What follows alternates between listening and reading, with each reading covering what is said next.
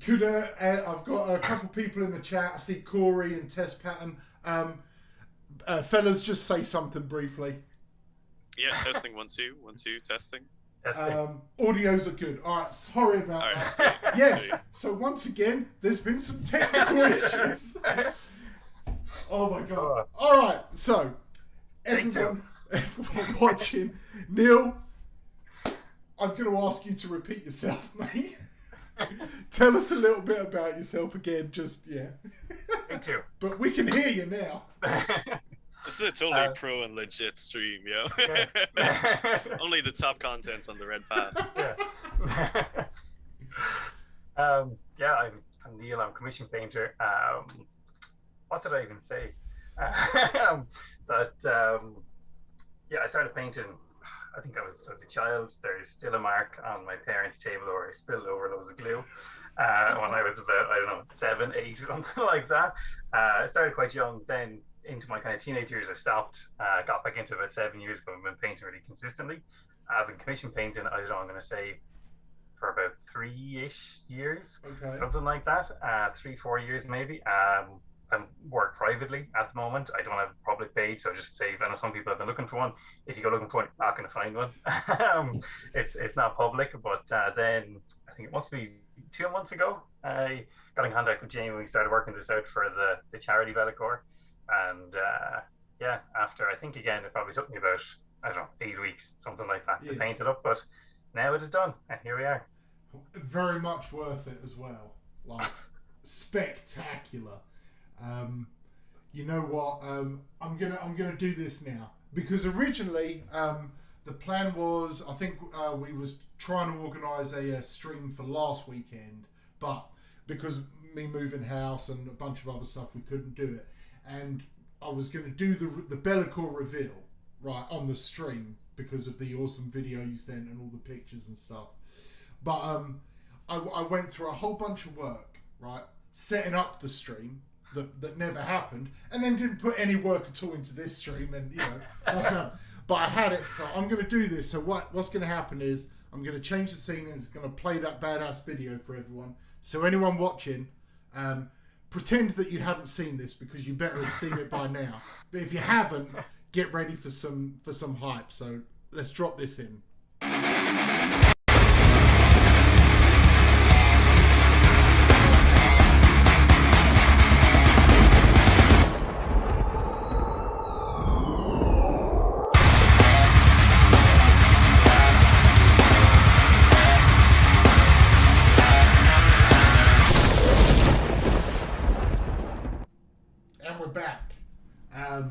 Yeah, I had to. I've watched that video so many damn times. So good. so good.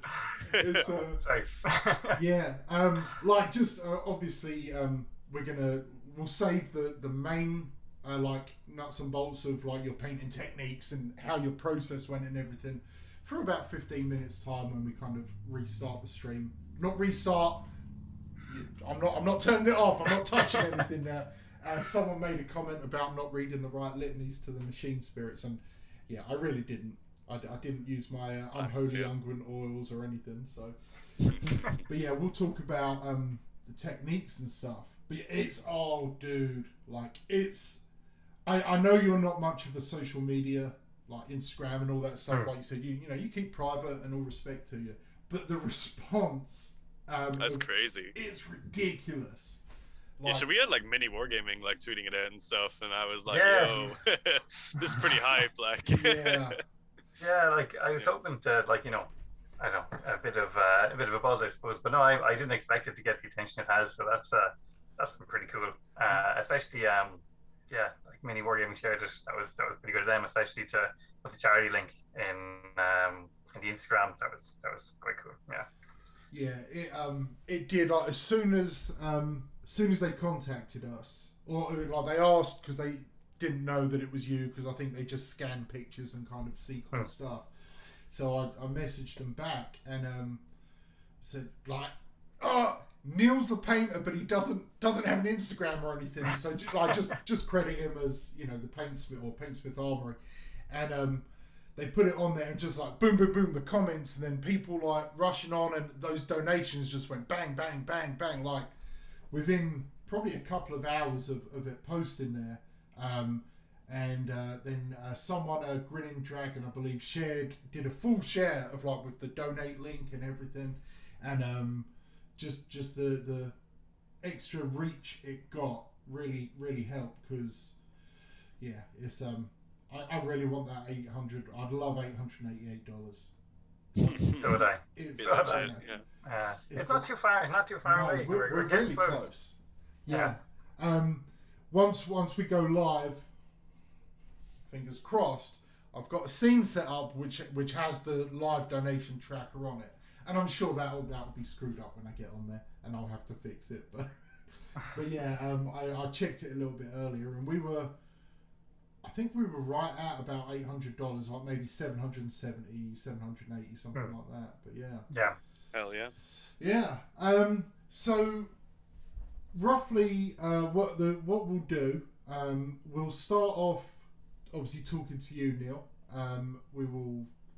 Dara's gonna kind of take the lead a bit. I've requested he ask you like hobby questions and stuff, because you two can speak hobby language and technical stuff, and I agree 100%. I do exactly the same. Yeah. Smile and wave.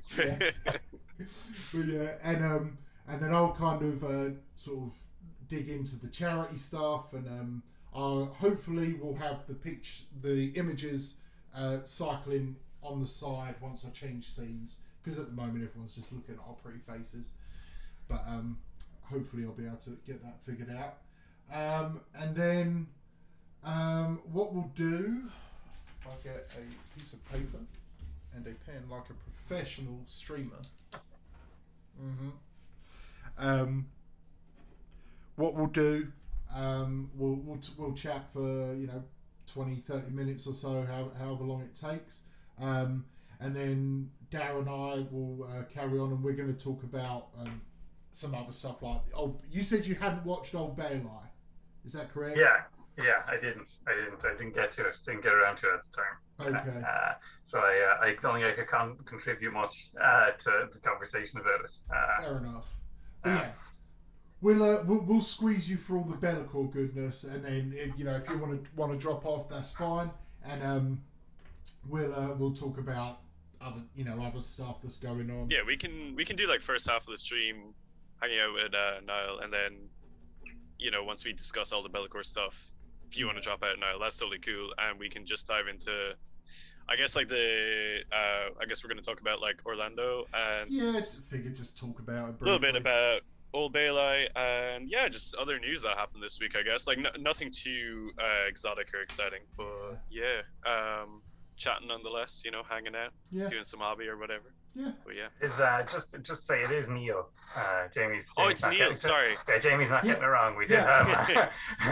I was just wondering if the spelling. Ignorant English bastard. I mean, I am, but it was like one of the first things I asked as well. It was. Yeah. I just assumed from the spelling it was. No, you're not the first, and you should not be the last. Oh yeah. It is indeed spelled like Niall, but it is, however, Neil, because why not? Why not? Yeah, why not? And the only reason, not the only reason, but I asked because I went to school with a kid who was spelt Niall, but he went, pronounced it and had we called him Neil. So I was like, okay, I better ask just in case, because no one pronounces my name correctly. My name is actually Jaime. But everyone's But yeah. All right. I think let's see. We've got a few people in the chat. We're up to about a dozen people watching right now. Just everyone watching. We got Neil. Yes, Neil over here. Neil's the paintsmith. Just if you're just dropping in, painted our amazing Belakor, which obviously we're going to give away. Do the drawing for that next week. We want to squeeze a little bit more charity money out of you. We're going to chat hobby stuff. Dara's going to kind of talk with Neil about technical things. Paints. Paint, yeah. It's the word they use. Yes, that's the one, yeah. That's the scientific term. Yeah. Yes, yeah. And then we'll talk about the charity and stuff and like the money raising and just kind of go over the whole thing. Then Neil's probably going to drop out and we'll carry on talking about Warhams, basically. Talk about what's going on. Sound good, fellas? Yeah, sounds good, dude. I think we're about ready to kick it off. All right. Anyone in the chat, if you have any questions for Neil or about Belakor or anything, just drop them in the chat, and I'll be checking it periodically, and I'll try and sort of interject and get some feedback from you guys over here. And you know, if you've got anything you want Neil to answer about what he did, like his techniques, I'll try and get him in there if we have time. But yeah, okay, so we'll go quiet for a moment, so it makes the editing easier for me later, and I'll introduce us, and then Dara, you want to take it away once I've walked us in? Yeah, sure, dude. All no right. problem. Just better get a bit of water. Yeah, time to hydrate. Yeah.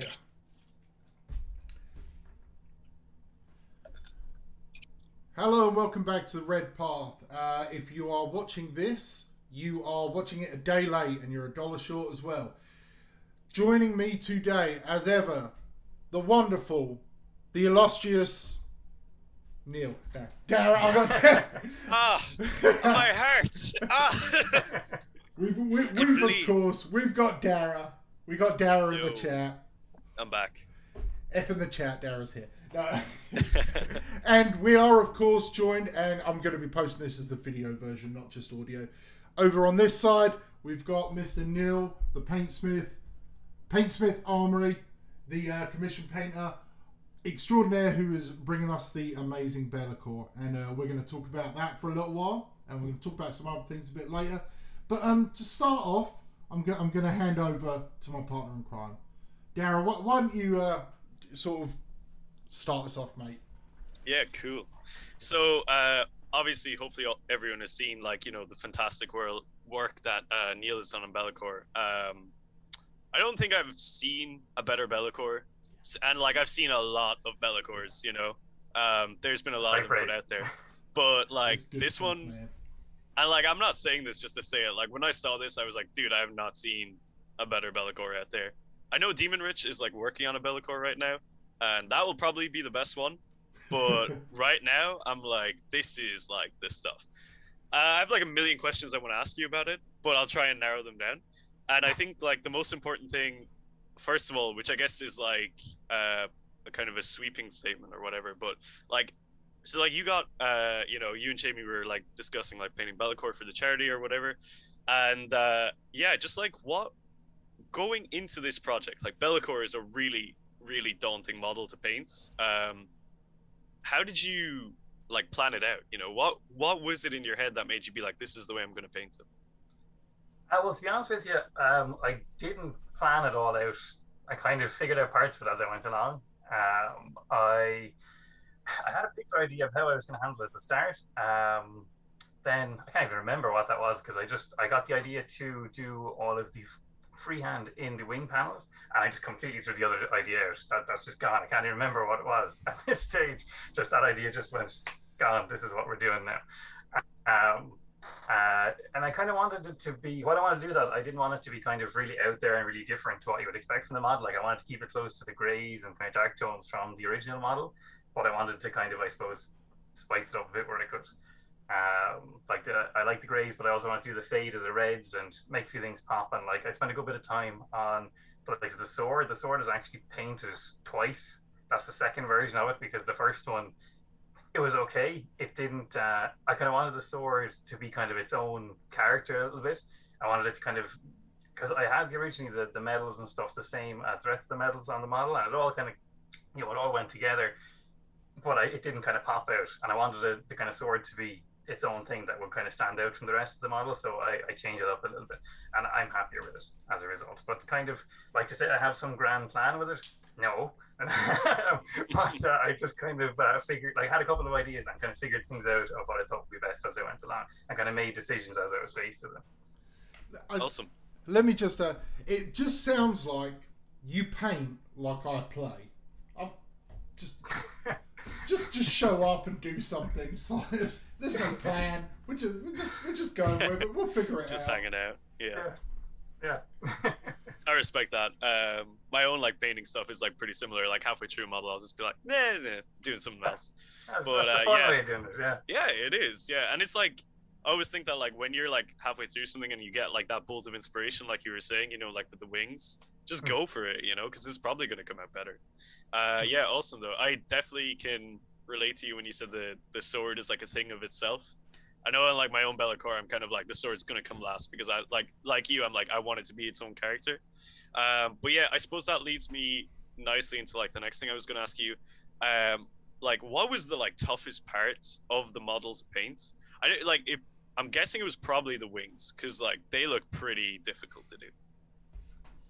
Toughest part. I think the toughest part actually is it was one particular panel on the wings. It's on the kind of this.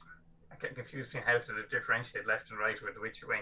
It would be, I suppose, as you're looking at the model straight ahead, it will be the right wing, and it is the front of the front of the wing. The wings at the front of the model.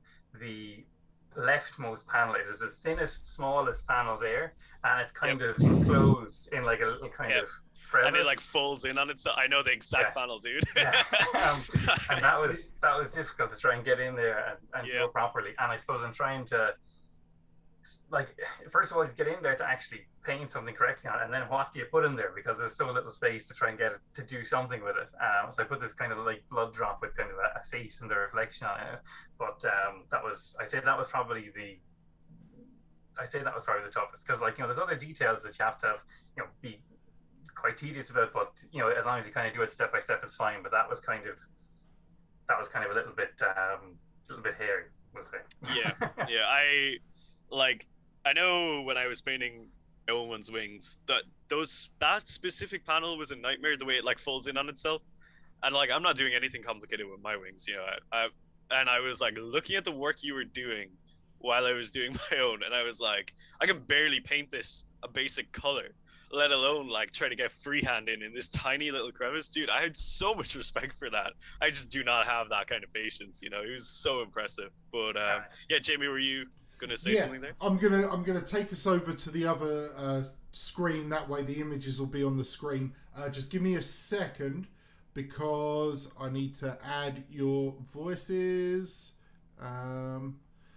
Gary, you say something for us? Yeah, testing 1 2 1 2. Hopefully everyone in the chat can hear you. All right, yep. So yeah, carry on, and I'm just going to fix the image on the screen right now while you guys chat. Yeah, cool.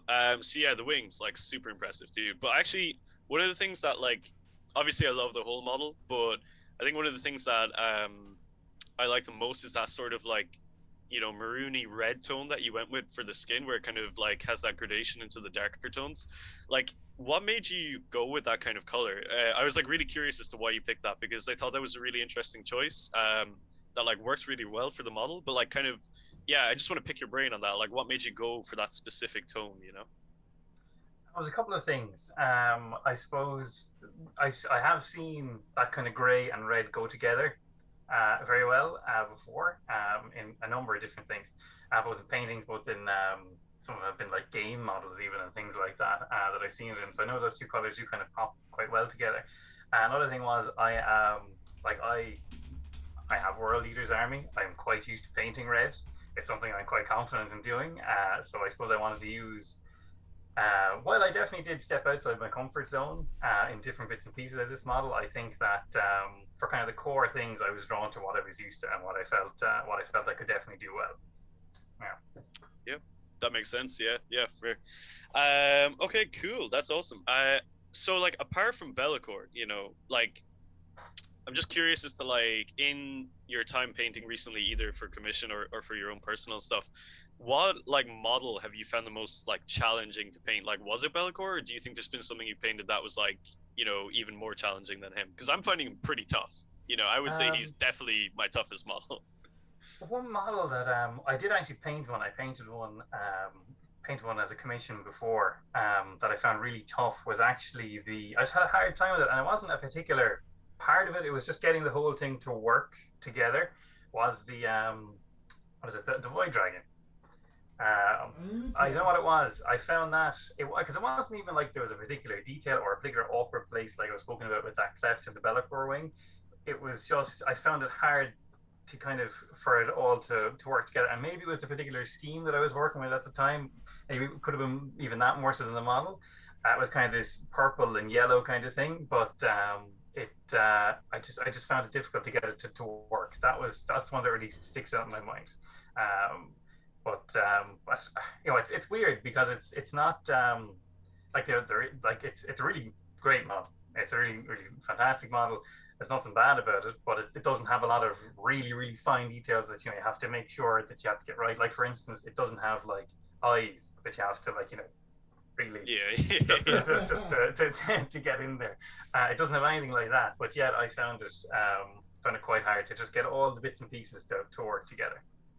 Yeah, I kind of see that because I think when it comes to the Void Dragon, especially, there's almost like a lot of negative space with that model. It makes it really hard, like you were saying, to make it all work together because while it's a giant model, there's actually not much to it. It's like you got this like kind of sparse lightning going on, and then the actual body of the model isn't huge. So yeah, I can definitely kind of see that. Yeah, it's an interesting one.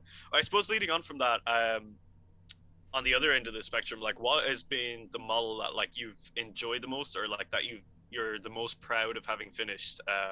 Like what was it that like you were like, oh, that was like so much fun to paint, and I'm like really thrilled with the result. Have a cabinet here and just looking at stuff. There's a few things definitely.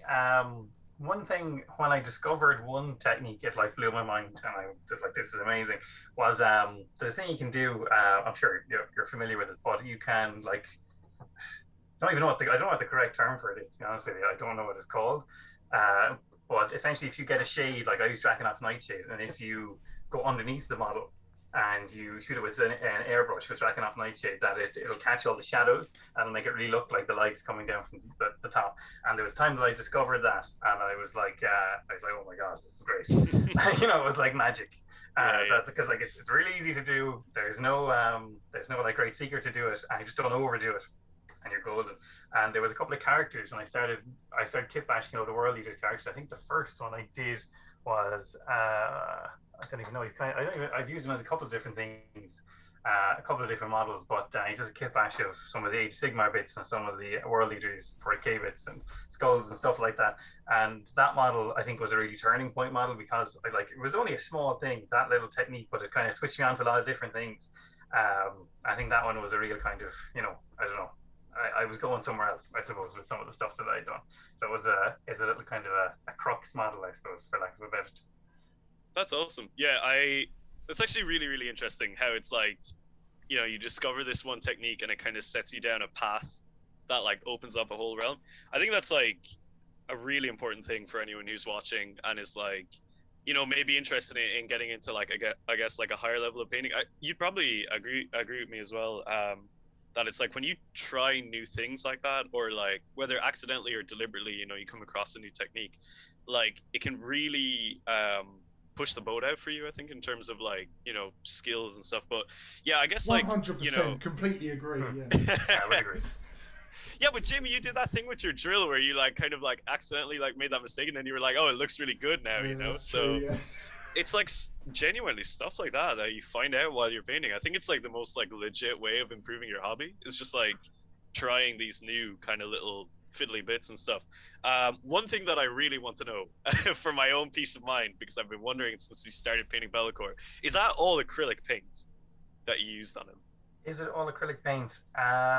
Yes, it is. Didn't use any oils for this one at all. Yeah, no oils. That's all acrylics. God, I can't believe it. Like, it looks so good.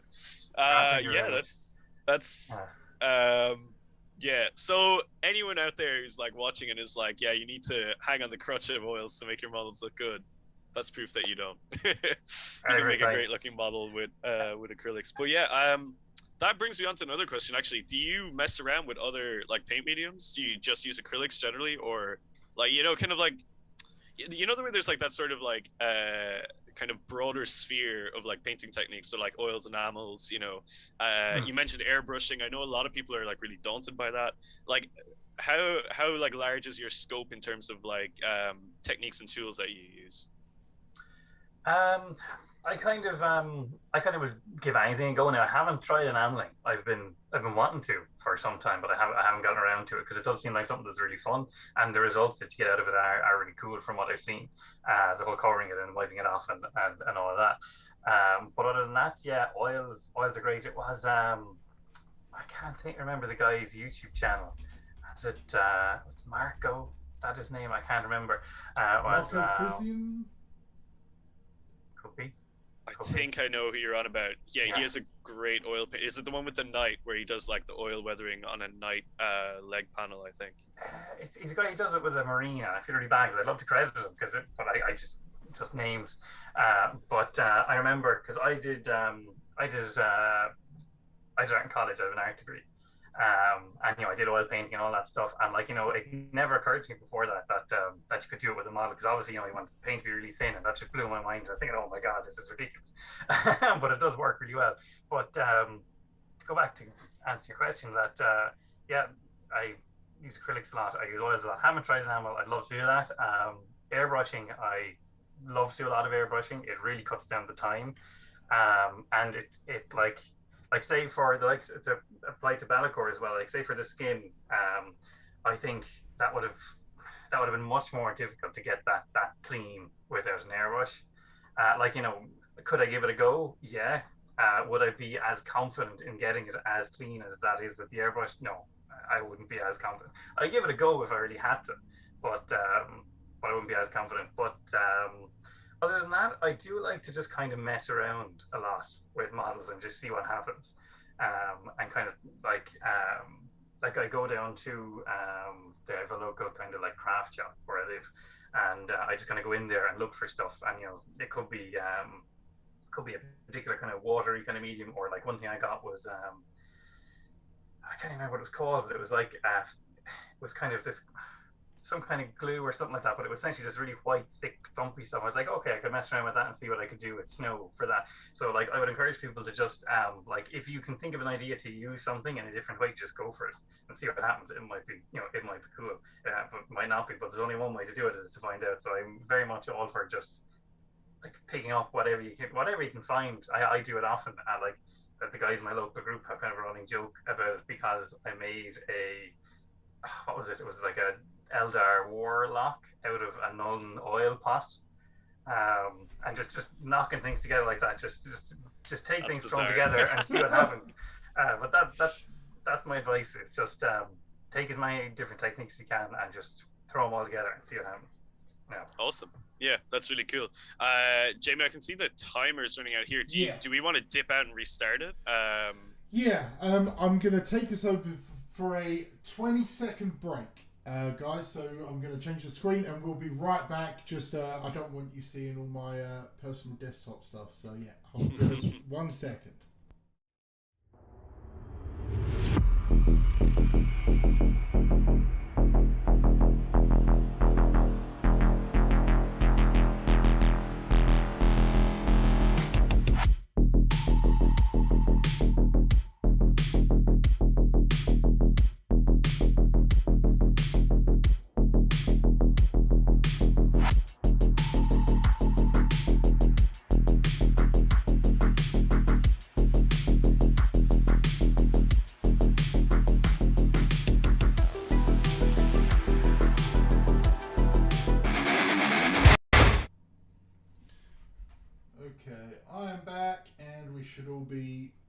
Everyone should be joining us shortly.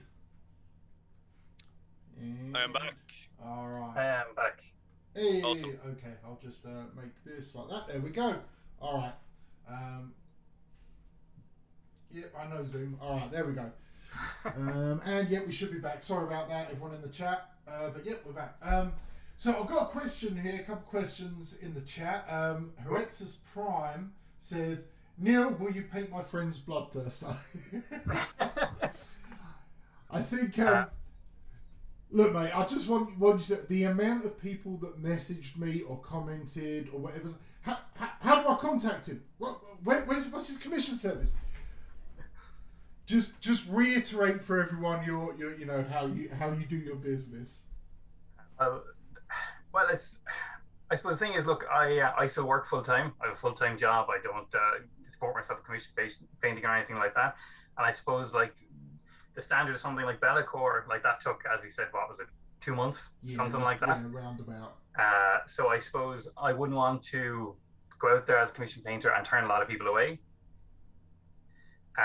Because I just don't have the time for it, essentially. And I do get a steady bit of work privately when I need it, which is just as a nice little supplementary income thing. Now, I suppose response I've gotten from Belakor has kind of encouraged me a little bit more to perhaps do something like down the line. So I'm considering changing that. Maybe in a few months' time we'll see what happens. We'll see how that goes. But yeah, it's just a time thing, really. That between work and family and all that, I just don't have the time, I think, to fit a huge amount in. But something like this, I wanted to make the time for. Yeah, I understandable. It does. We have to, when we're involved in the hobby in 40k, whether we're painters, gamers, YouTube people, whatever. We have real lives, right? We all have jobs. We've got families, friends. We like to play the game sometimes, or paint for ourselves. Or you guys paint for yourselves. I don't. But yeah. So I don't know if you ever do, consider opening up or having a public page. Make sure you give me a shout, mate, because I will throw you all over the place because there's a lot of people which would throw money at you. But yeah, thanks very much. I appreciate that. Oh, phenomenal work. It would take some heat off my back as well because my backlog is big right now. And much like you, I work full time, but also try and balance the whole public commission thing. And yeah, it's not easy. Yeah, I'd imagine so. Yeah. Yeah, sorry, go on, Jamie. Yeah, so Mark in the chat just also asked, what about assembly, like, building the model, or models in general, I guess. Do you find it, excuse me, do you find it a chore, or is it something that you is part of the creative side of it, where you can really sort of dive in and sort of like express yourself in that way? Like, what do you get out of the building part? For building, say, a model like this, it was... I would describe it as tedious and terrifying because, look, there's a lot of parts have to be taken off, clipped off, go around for mold lines, scrape them off and all that, and make sure to be kind of very diligent with the mold lines and make sure not to scrape too much and all that kind of thing. So I think when it comes to like a stock model that I'm doing nothing with, I do find building a bit tedious. But with a lot of my other stuff, I convert them. I get the green stuff out and knock things together. And when I'm doing that, I love that. That's a lot of fun. I really, really enjoy that as a kind of a creative process. But just building a model stock is a thing that I do find kind of laborious. You know what? I would agree. Sorry, Dara, I'm going to step on your hobby toes here, mate. But, oh, dude. I hate building models. Yeah. I hate it so much. My least favorite part of the hobby. But I agree, Neil, 100%. Like more or less, the army that I actually play with is some variation of kit bash. I mean, it's not like I don't green stuff. I don't create stuff out of green stuff or anything. I fill in some gaps and whatnot. But I like. For me, building an individual or unique force or or army, that's where I put myself into it. Like some models, like the drills and stuff, I just build them as they are. But like my infantry and especially my HQ units, I always try and put just a unique spin on them. Like, and I enjoy that part. Like, I'm there's a few models I'm genuinely proud of where I spend hours and hours. Like one of my Terminator Lords has I've got parts from a Sigma model which is like a bunch of chains as like a chainmail cloak, and then I individually glued skulls onto the end of every chain, and built a mound of skulls on the top of the Terminator chassis, and it was a lot of fun. And but yeah, just building a generic berserker or something is like, That's like my favorite 100% thing agree. to do. I love building generic berserkers. Oh, God. I'm gonna cry. Yeah. When are we gonna get 2 wounds, Mark? Sorry, had to throw it in. When are we going to get new berserkers? Oh God, yes. They're gonna. And that's gonna hurt my wallet so much when we get them. Yeah. Like, oh man, I already have so many. I think I have like over 100 berserkers, but I'm gonna like double that number as soon as a new kit comes out, because like I don't need them, but I'm gonna need them. You know, it's like that kind of thing. Yeah, like they're gonna release like. Well, yeah, they're gonna be so much fun to paint. Like, I'm really looking forward to if we get a new kit, and like if we get Red Butchers, equally, I have like I think on my last count I had 40 Terminators, but I'm gonna get 40 Red Butchers if they come out. You know, you just gotta have them. But yeah, that's awesome. One thing I did want to ask you actually was like, do you have like, I don't know how to say this like exactly correctly, but like, so like a lot of people with my painting stuff, they're like, oh, like I've got my style, you know, it's like the grimdark stuff or whatever. Like, do you have a personal style, or do you just kind of like, obviously for yourself it's one thing, but like when you're painting commissions, do you like paint them in a style that would be recognizable as your own, or do you kind of just like paint to whatever someone asks you to do, if you get me? It depends. It depends if they're specific or not when it comes to commissions. Because sometimes, like usually, if I am taking on a commission, I will say, you know, what do you want me to do with this? And some people are quite specific about that. Like I had a friend I did a Mortarion for that wanted it based off some of the old Blanche art, and it was a lot of kind of it was the one I think I sent you actually, Jamie, in the beginning. So, it was a lot of oranges and reds and greens, and so I followed that to the letter, because I just had that picture up in front of me and kind of going back and forth the whole time to see if I could kind of capture that with it. But if somebody just kind of says just paint it, then like I would say I definitely lean into the whole grimdark thing. That is definitely I'm much more fond of doing that than the really shiny, especially for like marines. I'm definitely more fond of that than the kind of really shiny, super perfect kind of look. In terms of I don't know really. I don't think I have anything unique enough that I would call a particular style that is my style. I suppose I just take a look at the model and I decide what techniques I think will suit it, and that's kind of what I do. Like for like all my World Eaters role, kind of, you know, I get the sponges out and the metallic paints and kind of, you know, rough them up and stuff like that. Those are kind of tried and true methods. But for something like Belakor, say, I wanted it to be more of a clean and more kind of a crisp kind of a thing. And like, I suppose it was a difficult thing to do with that actually, was balance all the bright colors, but still kind of try and make it look nasty. Yeah, I was about to say, like, somehow you managed to capture that perfectly, where you use a lot of really like vibrant colors. Like, you know, the grimdark palette is usually very muted and kind of not really the usual GW paints and stuff, but like, I don't know how you did it, but somehow you managed to use those really bright colors and still keep it grimdark. I was like, dude, this is like crazy. I just could not like understand how that was going on. Well, but yeah, it's awesome. Yeah. And I've got thanks for that. Yeah. Pictures. I know you guys can't see it, but the pictures are scrolling past as you're talking about, and like just looking at it, like, because I can see it, the way the spines of the wings, like or you know, whatever the technical term is, go from the kind of like the grey or the very dark skin tone into a very bright red just before like the nail or whatever, and then obviously the yellows and oranges and the flesh colours as the like the warp signs or like in the panels, the wing panels. It just gives it those little specks of colour. But when you look at the whole model, the display version, I guess, or the display profile, it's darkness, and which is really fitting, being, you know, the Dark Master, I guess, and then just like this kind of like sickly, chaotic aura of, you know, of chaotic colours, really. And I think it just kind of blends that. Not only are the, you know, the torture scenes, I guess, for want of a better word, like very, very grimdark and chaotic anyway, but it creates a literally chaotic backdrop, you know, for Belakor, and then the sword going from It looks like a very purple at the bottom into the light blue and the white smoke tendrils, and it just feeds off the plinth with the blood around the bottom, and it's like I just see him, and I want a smoke machine effect in the background because it's like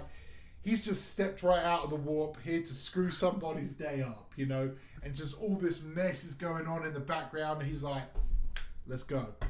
Somebody's gonna get got, you know. Oh, thanks for that. You're very kind. That actually has reminded me, though, of like while that little wing membrane that I discussed earlier, that was definitely, I think, the most difficult part to paint. However, it was not the most terrifying, because you have to remind me of what that was, which was when I was doing those wings.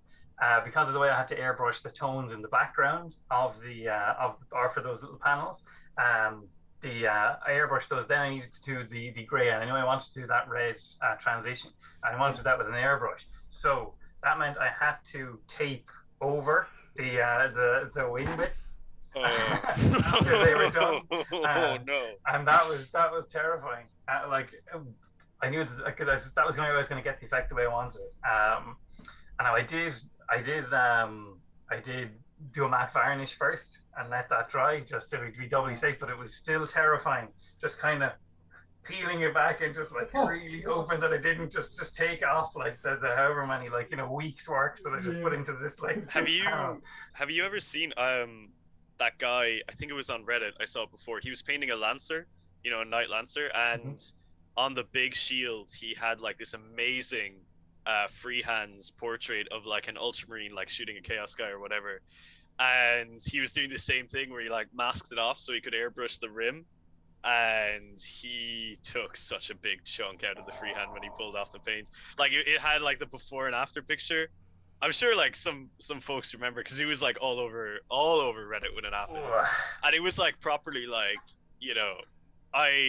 I think if that was me, it's like painting career over. I'm just like, no, never touching a brush again. But to be fair, he rallied it and he came back and he did it expertly. He covered it all up. But like, dude, anytime someone mentions like masking tape over freehand, I'm just like, no. Like, it makes me feel like physically ill because of like the fear of taking off that masking tape is just like, oh, it's just not good. Yeah, it was tense time. It was a tense time. I had to do it, however many panels there are, like 1, 2, 3, 4, 5, 6, 7, 8, 16 times. So, yeah. Comment in the chat, Mark just said, it said the Belakor's like a grimdark cathedral with the stained glass windows and all. And yeah, it does, like, to do that, because it is like stained glass art, right? Similar kind of vibe, except the evil version for Chaos Cathedrals. And it definitely it really adds that dimension that I keep saying chaos because it's the only word that really fits, but like the kind of spiritual isn't really the right word, the sorceress, the ethereal or whatever, esoteric, I don't know, just that. Could you imagine, look, let's see, when, in 20, 30 years time, when we're in, when Chaos Marines finally get our second wound, right? In 20 years time, GW is going to come out with a type of paint that animates, right? It's going to be like, it's going to have micro, nanobots in it or something. And Neil, we're going to touch base in 20 years time when that happens, because I want to redo, but that stuff like kind of animate. Could you? Oh my god, I'm sorry. Like for me, it just like it epitomizes like what chaos should be. When I look at that model, I'm like, everything about that is like, it says chaos, but not just like current chaos in terms of like the lore or the artwork or whatever. It like, there's like parts of that model that take me back to like OG days, like especially that freehand, that reminds me of like the old, box art and stuff from like the old John Blanche art. Like I see that and I'm like, this is like a timeline of how chaos has looked throughout, like, basically its inception in Warhammer. And it's just like, I don't know, man. I just feel like whoever wins this prize, as soon as that Belakor hits the table, people are just going to be like, whoa, it's going to draw so many hands. It's amazing. You're very kind. Thanks very much. I appreciate the kind words. Thank you. And all the people in the comments as well. Thanks. You're very, very good. But I'm just happy people like it, I suppose. Well, yeah, it's the main thing, dude. You know, it's so nice to like get that. You know, you finish obviously a very big project, and then you get all this amazing feedback. You know, it's always good. But yeah, I was there was something else I was gonna ask. Oh yeah, so like I know a lot of people. Often you probably get it as well, where like people come to you and they're like, "How do you do X, Y, and Z and stuff?" And like, obviously, you know, there's like a million one ways to answer those kind of things. But like, when it comes to like learning and stuff and like developing your own techniques, I know you touched on it earlier with like, you know, experimenting with random stuff. Like, if you were to like give advice to the folks who are watching and like want to up their painting game, you know, like what do you think the best thing they can do as just like a general thing, you know, like what whenever you're like, oh, I want to like learn this new thing, like what's your process of like, you know, getting that locked down? Well, I think it's practice really.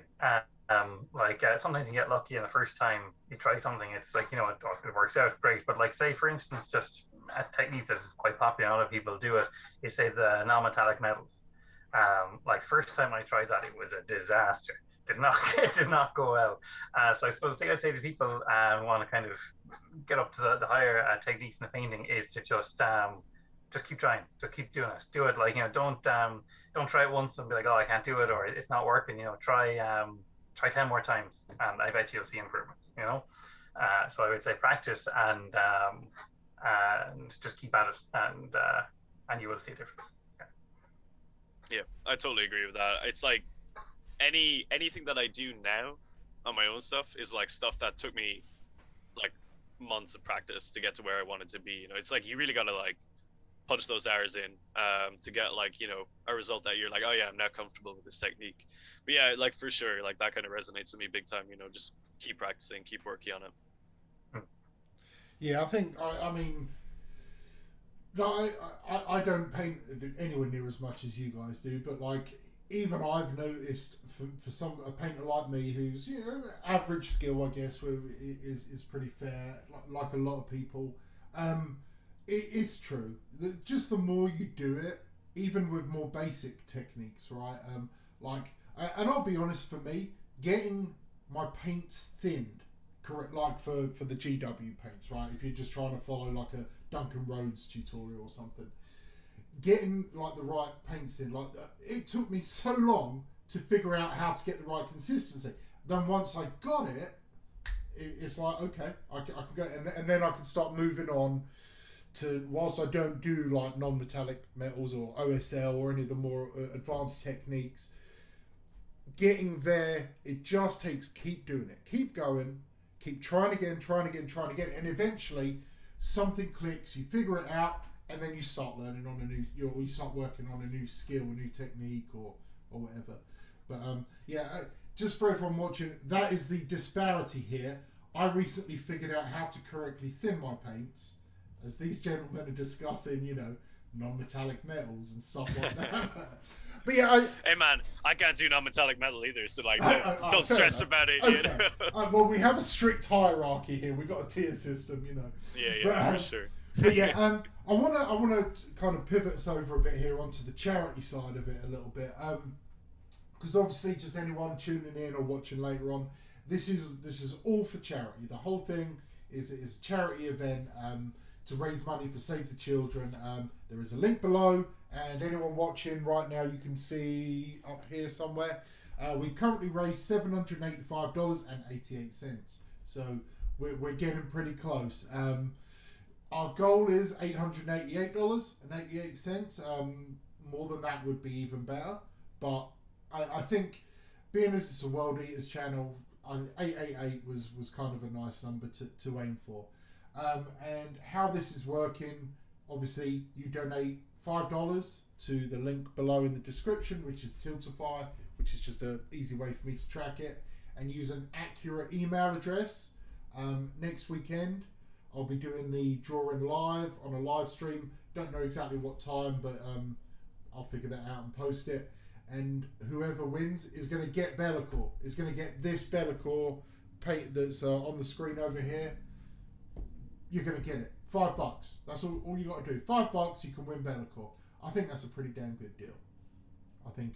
Yeah, it's insane. Yeah, it's pretty good. Like I've said it before, and I'll say it again. Like the value from this, it's like, I don't know. Someone says, "Hey, you want the Mona Lisa? $5." You're probably I can do. I got some. Yeah. I got some I'll change take in the car. I'll scoop the change out of the car ashtray. You know. But no. But seriously, folks, Neil has put in God knows how many hours into this. Like, do you even know how many hours you put in, Neil, or even hazard a rough guess? I didn't get a calculator for a second. But yeah, while you work that out, he's putting so much time and effort, and like the results are just ridiculous. And every dollar, every contribution, number one, you're getting a chance of winning this. But number two, it's all going to charity. No, there's nothing coming to us. Nothing, This is Neil has given his time and his resources to provide this. So. It's just such a great thing, and it'd be so awesome if we could just boost that money up a little bit. So if you're able to donate, that'd be awesome. If you're not able to donate, that's fine. But if you could share it around, share the link that's below, just the Tiltify link. You don't need to share the channel, none of that. Share the Tiltify link to, on a WhatsApp group chat, or to a Facebook group or Instagram, whatever. That helps out as well, because if we can drive more donations, that's good stuff. How many hours, mate? It's hard to say. I'm going to say minimum, I'd say about 60 hours. Minimum 60 hours. And then, but it could be more. That's conservative, I would say. Yeah. Yeah. Well, I know every time I touch base with you as we were emailing and chatting and stuff, it's like, I made some real good progress. I got a wing panel done this week. And it's like, you spent a week on a wing panel, my God. And, it's obvious why. Because, like, the oh my God. I don't even know. But, yeah. Just yeah, that's ridiculous, mate. Absolutely ridiculous. But, yeah, just once again reiterating everyone watching, please consider donating or sharing, spreading the word a little bit. We're going to run this for one more week as of this weekend. Next weekend I'll do the drawing. I think there's, like I mentioned when we had our interview a couple of months ago, Neil, ignore the names where it's like James Mills and Jimmy Milo and... they're completely unique individual people, and if they happen to win it, it happens. I mean, I think my name's in that pool too. But it's on behalf of, I think it's on behalf of Mark. So if I win it, it's going to him. So yeah.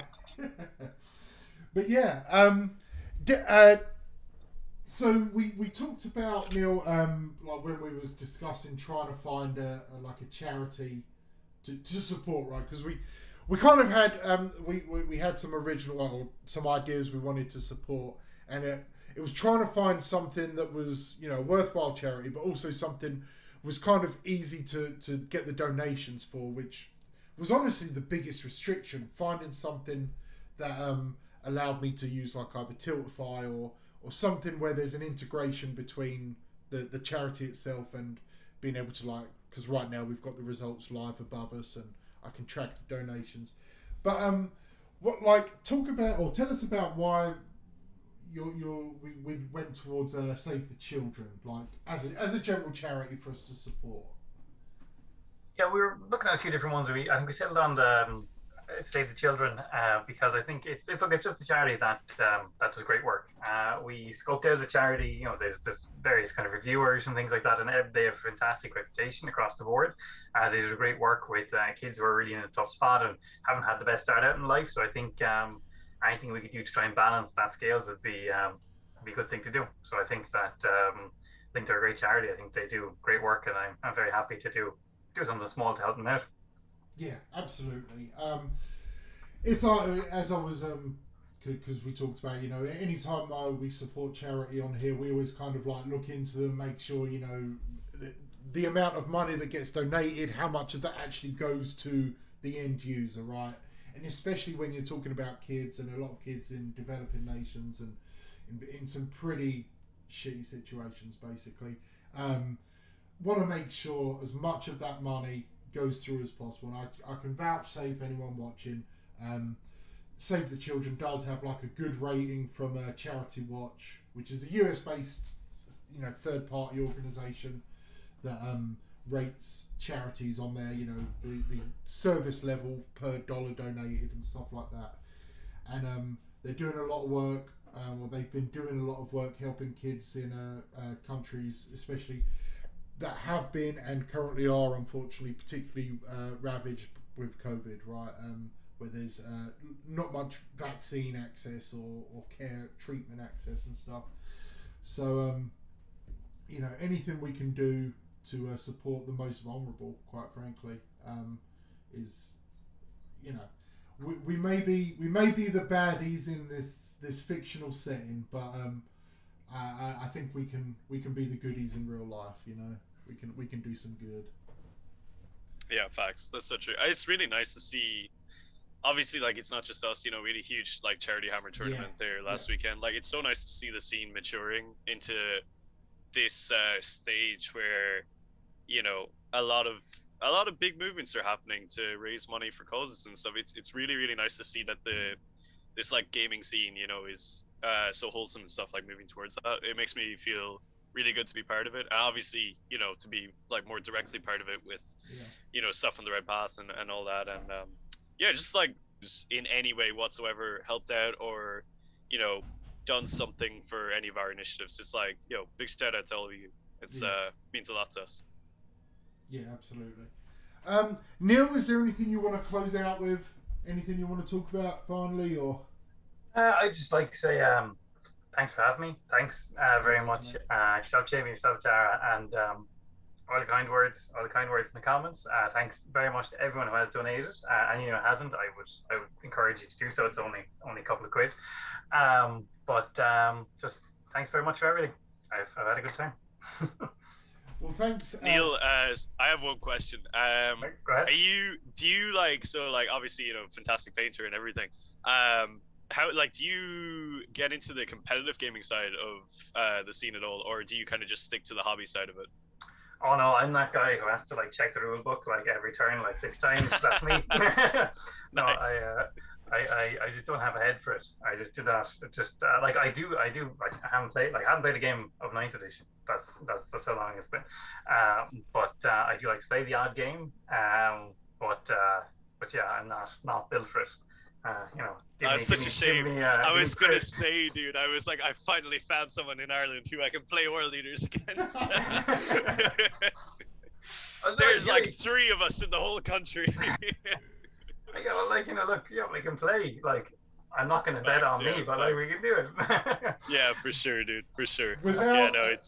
Without giving away, obviously, your where you both live. Do you both know? Are you far away from each other, or are you... Man, everyone is close to everyone in Ireland. It's such a small country. It does not matter. Yeah, it is pretty small. It's I think you could drive from tip to tip in 6 6.5 hours. Yeah, I think it's something like that. Yeah. Okay. Well, that maybe one day, once everything clears up a bit and it's a bit safer to travel and go to so. That would be. Who knows? You would have to make sure wherever you played, the table matched the quality of the armies facing off, because that would be GW Warhammer World display quality stuff right there. It's you have to wear white gloves to move your models and stuff. Yeah.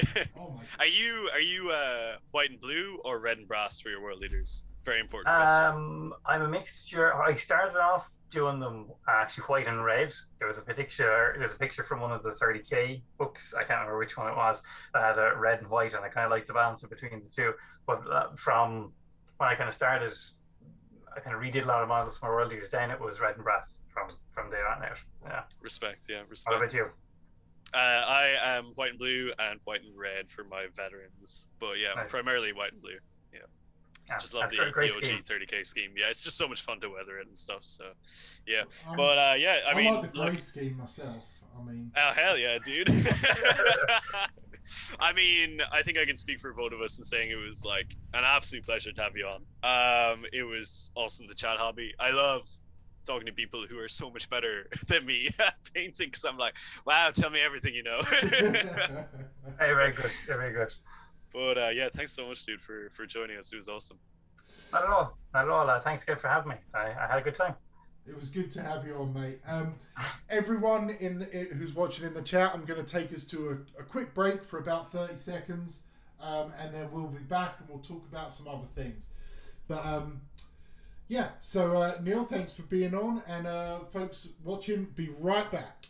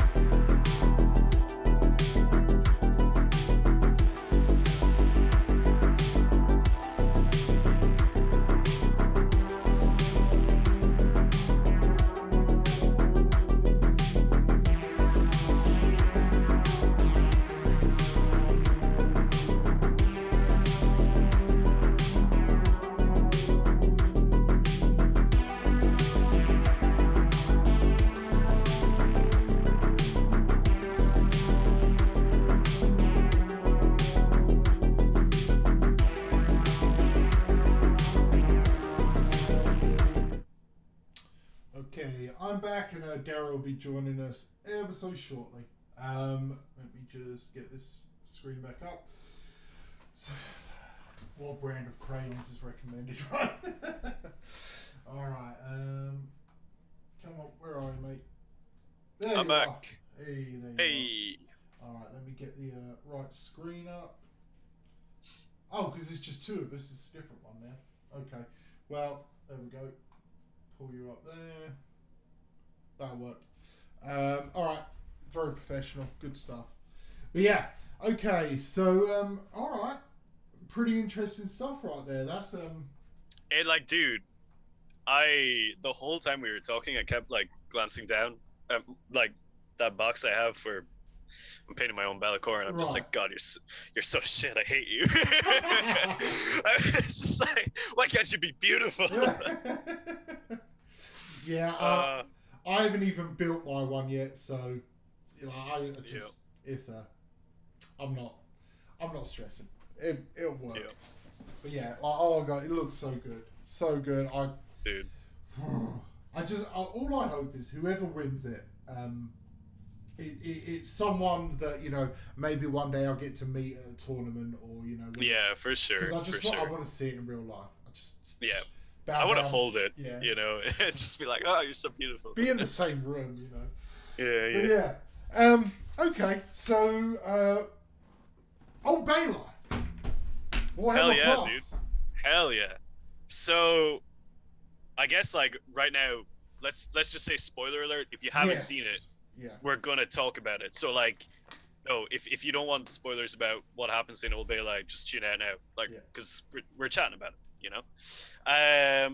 Okay, so that gave you long enough to drop out if you don't want to get any of that. There's no one watching. No, I was surprised, dude. Yeah. So it's no secret that I really dislike the orcs. They're like my least favorite faction in the game. And I was like going into that, I think my roommate put it perfectly when he was like, I was only watching it for the sake of watching something that was Warhammer related. Yeah. I was basically the same. I was like, oh, I'm just curious about it, but whatever. And dude, I came away from that being like, I need to know more. You know, I was like, damn, that was hot, you know? Like every time Gaskell came on screen, I was like, yo, this guy slaps. Brutal, like this guy is so cool. Like when he was like letting Yarrick back into that Yeah. Corvus shuttle, and he's like, "Good enemies is hard to find." I was like, Yeah. "Whoa!" You know, I was like freaking out, like that's so cool. But yeah, I don't know. What did you think of it, dude? Like, it was an interesting one. Let me ask you: did you like know of the lore, like the background for Yarrick at all, or was this kind Like, of you going in blind? Almost fully blind. I know Oh, a very, okay. very, very small amount about Yarrick. As in, like, I know about Armageddon, and Golgotha, or however you say it. Golgotha. Yeah. Like, a really, really small amount. And, like, yeah, I just knew Yarrick was, like, this commissar that was, like, Gaskel's archenemy, and, like, he could never be killed or whatever. Yeah. I had no idea he got, like, captured and Gaskel, like, freed him or whatever. Yeah. So when that was happening, I was, like, in shock. I was like, dude, this is insane. So, yeah, basically, most of that story for me was completely new, which, yeah, it was definitely awesome for me. I couldn't remember the part, where he's captured. I don't remember, presumably that's established, but I knew about how he gets the power claw, and facing, when he's on Armageddon and stuff. But yeah, I was hyped when Warhammer Plus, because we talked about it on here, right? I was hyped at first, then kind of tapered off a little bit with stuff going on. I was like, I don't know. And then now I'm back up. It was good. It was solid. I've read a lot of comments and seen a lot of people who weren't maybe 100% sold on the animation style. I didn't mind it. Reminded me, cool. Yeah. Really reminded me of like the old Aeon Flux, which was an old MTV animation. I don't know if you're familiar with it. And like the Love, Death and Robots kind of something. Yeah, dude, yeah. It's very like Love, Death and Robots. I think that's where they're coming from. I think after that first came on, there's like, oh, we have all these people making this stuff. We could make our own. Which I don't know if I agree with their paywalling efforts with it. I think that's a mistake. But you know, I'm not the head of $1 billion company, so what do I know? But I loved it. I loved the narrative way, the way they had the runt herder and the like the two adolescent orc boys or whatever, and how they fit that as like the storytelling. I thought the medium was really good. Like that dynamic was so like well done. It was such a fresh change from like what we're used to seeing of like the Imperial POV. You know, it's always that stuff. It wasn't. It was like, so nice. And they built up Yarrick. Whilst every scene that Yarrick was in was essentially an action scene, right? You got so much of his personality because, you know, he's a typical 40k character. He's just, you know, he's a badass, stoic, like kind of Clint Eastwood type of grizzled old man that just will not die. He's got that vibe to him, right? But the way they use the orcs, you know, mythology and religion, I suppose, their belief that turns things real and kind of underpin that. And as the runt herder or the squig herder, whatever it was, is like just building up the legend of Yarrick, and it's like, but wait, there's more. You're like, yes, he was badass, but then he became even more badass. Then he got a power claw. Then he got a Bale eye, you know, like his actual laser. Then he got captured and still managed to escape. Then Gaz was like, you know what, mate? Respect. You go back. We're gonna have a fight again. Come back with a real army, and we'll have another go. It was I agree. It was really well done. It was it was fresh. You know, that's like I came away from that and I was like, haven't seen something like that before. That's cool. You know, really like reminded me of like this like early 2000s animation. Like it's like it was really easy for me to enjoy it because like a huge fan of anime myself. So like when I saw that it was like that, I was like, oh, like 20-minute chunk. Perfect length, you know, old style animation. It's like ticking all the boxes straight away. Yeah. So like even if it's like about two factions that I'm not particularly invested in, I still very much enjoyed it. Okay. I am looking forward to it now. You know, looking forward to seeing more. It's going to be really interesting to see like that they can like develop some other small tales and stuff like this. Yeah. And like, dude, like as an engine to drive hype for new models that may come down the road, this is it's a good medium for it. You know, I don't know if Yes. that's gonna happen, but like, dude, you can imagine the amount of people who want to get a Yarick model like quadruples after that. You know, Oh, it's yeah. like it's good stuff. Yeah. So yeah, it'll be interesting to see if there's a correlation between model releases and animation releases. I don't know if that's gonna happen or anything, but like, If there's I not feel now, like, there will be. yeah, I feel like you'd have to be really silly to be in GW and like overlook the potential of, especially something like Astartes. You know, when Astartes 2 comes out, they're not gonna make Astartes models like. There's like hundreds and thousands of dollars they're potentially missing out on. But that's the, you know, sometimes with GW they make me wonder because it's like there's two people making decisions, right? One has really great ideas, and the other one's like, oh, that's a great idea. I'm gonna incorporate it, but I'm gonna somehow make it shit. Like Warhammer Plus, right? Let's have all of the Warhammer animators in one place creating content, but let's put it behind a paywall. And it's like, why? This is stuff that if you just had put it on a YouTube channel or you know, whatever, even if it's on Warcom, right? Even if it's, you have to go to Warcom to watch it, the amount of business they would generate would far surpass whatever they are gonna, their income they're gonna get, in my opinion, through the subscription. You know, even if it's like the first 3 episodes of every series they put out for free, and then lure you in. You know, there's business I models. was going to suggest something like that. Yeah. There's ways they could incorporate the two. You know, this was a good effort, and if they do more stuff like, you know, releasing an episode for free, okay. But again, this hasn't been communicated as an intent going forward. So they do something amazing that could be, number one, something awesome for us as nerd, you know, as fans, and could also drive sales. Like if they do, imagine if there's an episode and we see some kind of like berserker in the background, right? That just dude, looks that's different. what I'm thinking, you know. Yeah. Like we're gonna have hours of content zooming in and analyzing the screen, right? And just the hype we will generate for free for Games Workshop based off of some minor image in the background of an episode is unreal.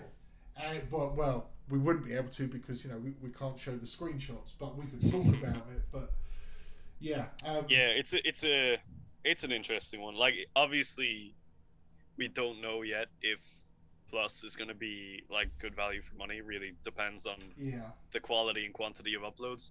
I guess like if it is very good value, I mean, fine, but like I still think they should, like, you know, the way how on like a lot of the sort of on-demand services for like any 40k kind of YouTube stuff, it's like you get a certain amount on YouTube and then you can pay for the extra stuff. I'm like, yo, it's like, it's a good system, just do that, you know. Well, like your Tabletop Tactics, right? You got the t-shirt on. I paid for them. Literally. Hellstorm Wargaming, I pay for them. A couple others I dip in and out of depending, but like they get the customer by having the YouTube service, by having the, you know, like the whatever content they put there, and you're like, man, I just love the personality of this channel, or these content creators, or whatever, or, you know, I just appreciate them, so I want to support them. So I do. Because even though I hardly watch Bat Reps anymore, I want, you know, Tabletop Tactics. You want it, dude. I'm the same. I support them, like, because they're doing good stuff. You know, it's good work. Yeah, for sure. So, it's an interesting one. Obviously, you know, it's been like a pretty dicey time in the community for a variety of different reasons, and it's like, I don't know, it's not nice. It's ups and downs, and like, whilst, I mean, we've talked, you know, ourselves privately or whatever, and it's like we're not like jumping on the anti-GW train, where everyone was just like boycott GW and stuff.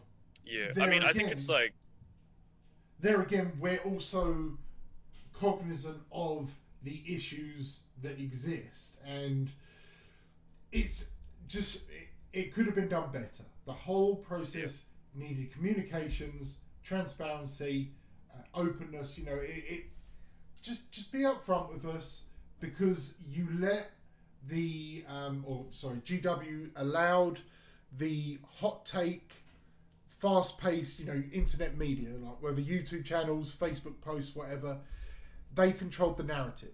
And suddenly everyone is just assuming that it's a disaster, that GW is a complete evil, you know, monstrosity because of the title cards of YouTube videos. And yeah, it's a huge problem. I'm not defending GW, but they haven't done anything as bad as they've been accused of, as far as I can tell.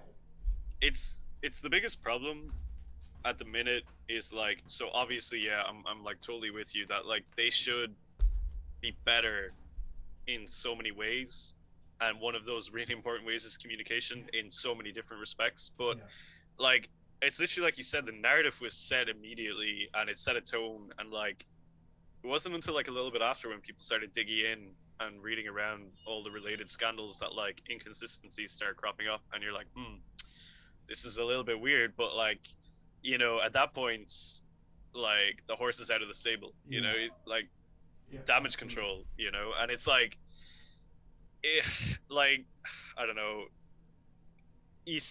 I think when you're in a position that like some of these people are, to like make like big plays like that, you got to be really cognizant of the reaction of the more volatile side of the fan base, which is often the vocal majority.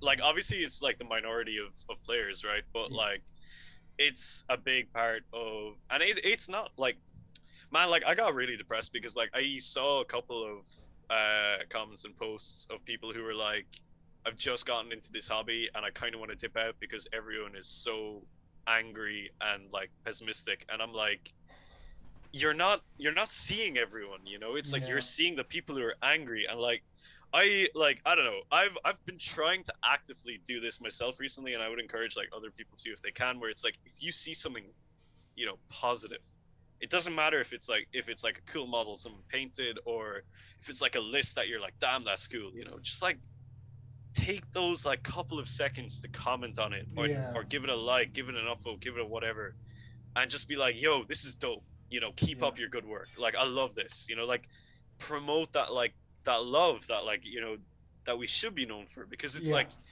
it's like what we were saying with Neil, you know, we got all this cool charity stuff going on, and all this like goodwill is like coming into the hobby, and it's like we need to start circulating that like good conversation. And I'm not saying don't be critical when there's reason to be, like, absolutely there's always reason to be critical, but like, you know, like let's try and make everything not be so negative, you know. It's like, can we not just be like, let's project some good vibes here, you know? It's like, and it's really not hard to do. Like I've been doing it a lot myself, and I'm like, yo, I feel good, like I'm like commenting stuff and being like, I love your stuff, keep it up, you know. It's like, promote that good vibe. And like I even saw it a lot with like when old Bale dropped, everyone was commenting being like, yo, this slaps, like this is actually really good. And I was like, yeah, let's get that positive mentality going, where it's like, yeah, this is good, you know, let's recognize something good for once. And it's like when Decor came out, you know, everyone was like, this is dope. And it's like, yeah, keep pushing that, you know. Let's be happy, let's enjoy this hobby, rather than like, I want to come home after a long day's work and go onto like whatever social media and be like, yo, this is my hobby that I love, rather than being like, oh,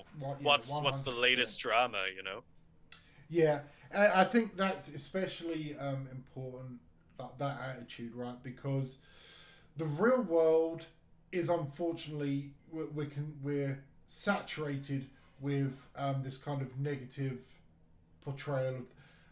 Don't get me wrong, the world is a hard place, and there are people suffering and stuff like that. But the way, and I'm not going into conspiracy theory here at all, but the media focuses on the negative, right? And the news is the news. That's the problem. Bad news sells. Now, we do need to be aware of the things in the world, war and, you know, pandemic and stuff like that. We have to be informed. However, as you say, bad news sells, and the media spins things, because you get people angry, you get customers. And that's happening with Games Workshop stuff, with 40k stuff.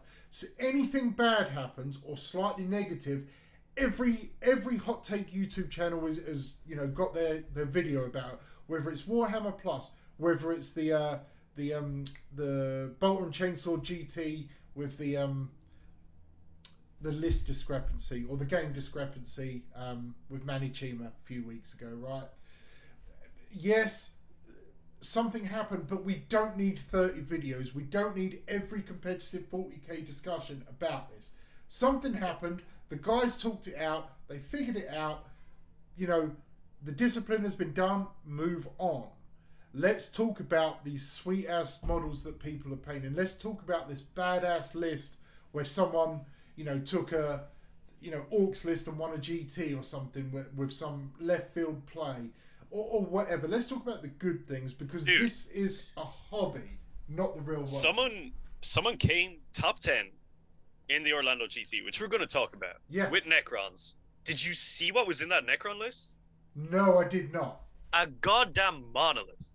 I'm like, It's what are people back. not talking about? The monolith you know? is back. The God Pyramid, you know? But yeah, like, I'm with you, you know? It's like, let's get that positive flow going, because, like, we just had a, like, charity hammer, and it's like, let's talk about that vibe, you know? It's like over $40,000 they raised. Let's literally make, like, instead of, like, 20 negative videos on, like, X, Y, and Z, or, like, 20 negative posts, like, let's start making that good energy, you know? And it's like, again, yeah, it's really important to be informed and have your criticism, and, like, obviously we have our criticism of GW as well. Like, it's healthy to have that, but, you know, don't ignore good news or, like, things that you recognize as being good, you know? It's like, it's difficult to change that mindset, I found, like, but once you do, you're gonna feel happier, you know? It's like, you get more enjoyment out of the hobby. Like, we're, at the end of the day, everyone needs to realize it's a game, you know? It's a game of little toy soldiers that, like, we all probably enjoyed when we were young or got into it whenever, and it's just supposed to make us happy. And, like, if there's parts of it that aren't making you happy, like, just reevaluate that, you know? It's like, try and address those concerns. And, like, I mean, man, I don't know, one of the things that, like, pissed me off the most is, like, when all this drama was happening, like, a couple of weeks ago, like, the whole boycott GW thing, I was like, I started looking at other people who were, like, commenting, like, looking into their profiles. Man, some of them had, like, never commented anything on any Warhammer thing before. Like, so you have to be aware that, like, some of the things people are saying, they're just parrots, and they're, like, in these threads to stir the pot, to cause more drama. And, like, dude, that is bad, you know? That's unhealthy. And, like, you're reading these things, and if you're not aware that there is these situations arising, it brings you down, you know? You're like, oh, these people who, like, hate the hobby that they have loved for a long time, and it's like, yeah, they actually might just never have partaked in it whatsoever, you know? There are people in there to stir up controversy, to more than likely, you know, just direct you to a particular YouTube channel or something like that, or to support some, you know, patron or something. Everyone's got an angle. Like, when there's bad news, it's because someone's going to try and make $1 off it, unfortunately, and stirring the pot and all that sort of stuff. They do, or maybe they're not trying to make $1, but some people genuinely get pleasure from watching everyone else get riled up. So, but you mentioned Orlando though, so I'm going to change this, and hopefully I've got your Zoom. Yep. All right. So right now. Okay, there we go. Let me just move our pictures. There.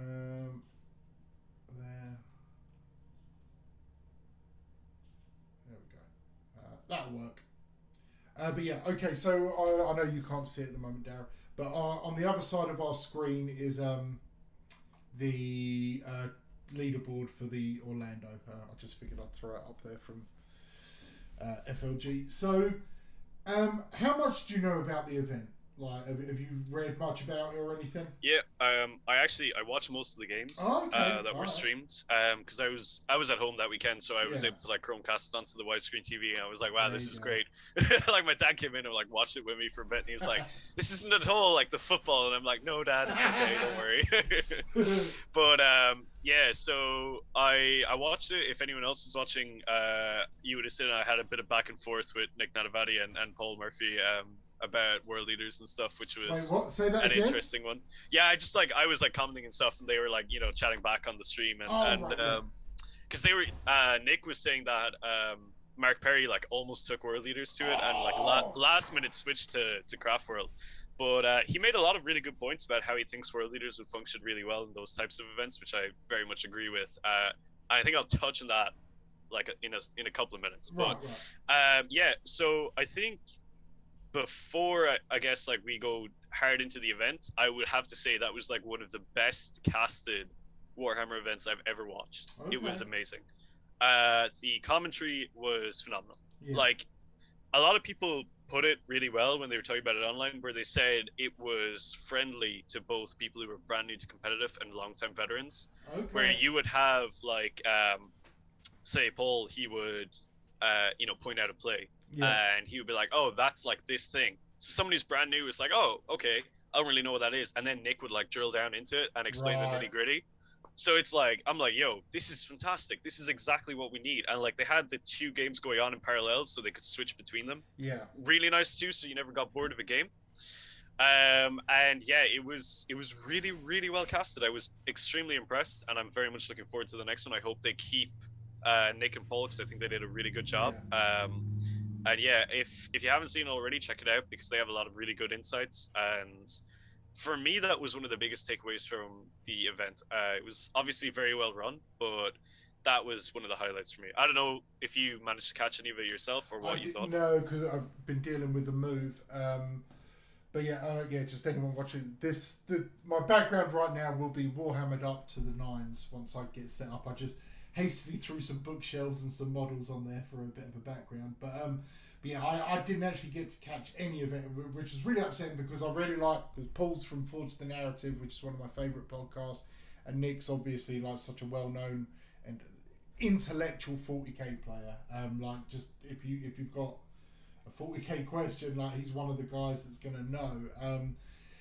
And I unfortunately didn't get to catch any, but my intention is, I think either tomorrow night I'm going to just sit down in in my room and catch it up on Twitch, because I believe it's all available on the Warhammer Twitch, right? Yeah.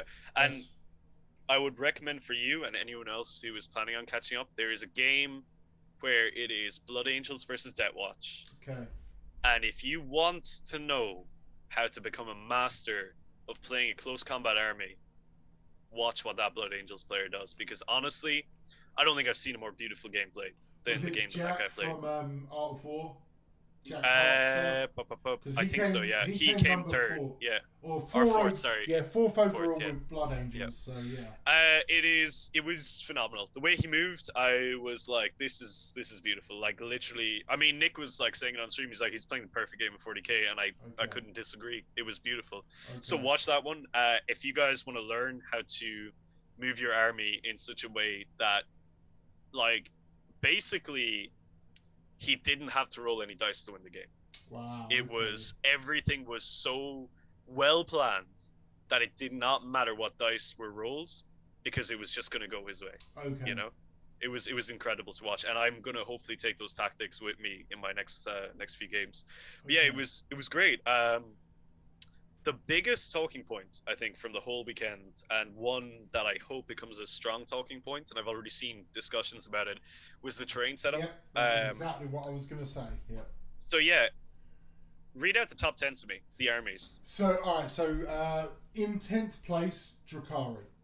Then we had Eldari, which was Mark Perry, Necrons, Chaos Demons, Imperial Knights, Cult Mechanicus, Blood Angels, Adeptus Custodes, Adeptus Sororitas, and then in first place, Admech again. So a very varied top 10 that includes Imperial Knights, which I'm wondering if that's something you want to touch on, talking about the terrain. Well, I fundamentally believe that the variation in that top 10 is entirely down to the terrain. Okay. I would say, without question, it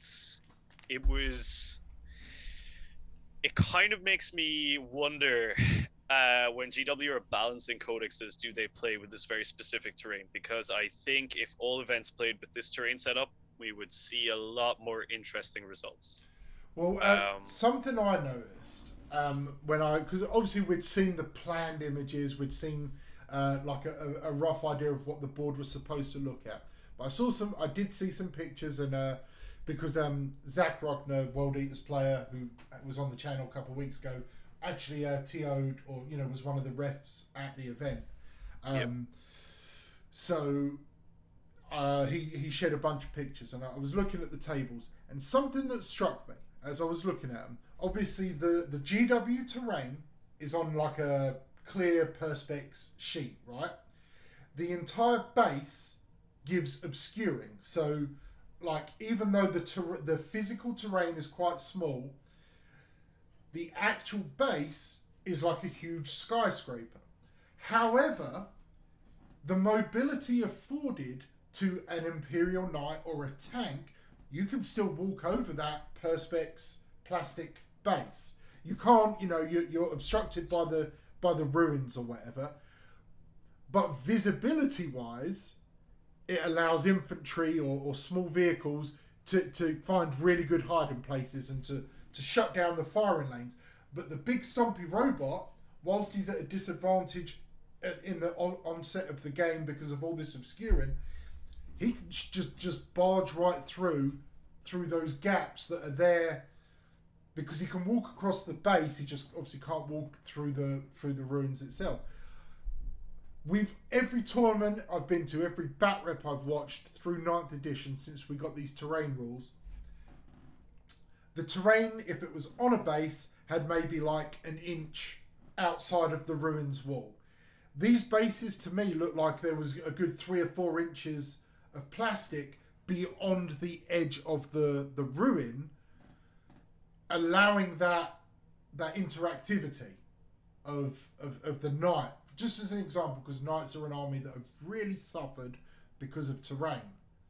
And it just allowed, okay, I can move. Yes, it's going to suck for a turn or two, but once I get on this terrain, I'm shooting pretty much everything on the table. And that was just something I noticed. I don't know if you had any additional feedback for... I mean, you're totally right. I think the clear basing for the terrain was a fantastic idea because, first of all, it eliminates all the weirdness of GW shaped terrain, which is often like, the Sector Mechanicus stuff is bizarre. Like, if you've got a clear plastic card base, you can fucking put down any of those weird Sector Mechanicus gantries or whatever. It doesn't matter what it looks like because that clear base is the terrain. So you can have a cool ass looking board, and as long as you have those bases, you know exactly what's going on. And there are defined parameters of this is the perimeter of the terrain. You know all the rules that are happening within this square. I don't give a shit that it looks like this weird furnace from hell or a bizarre tree with an elder rune growing out of its ass or whatever. It does not matter because that square is all that matters.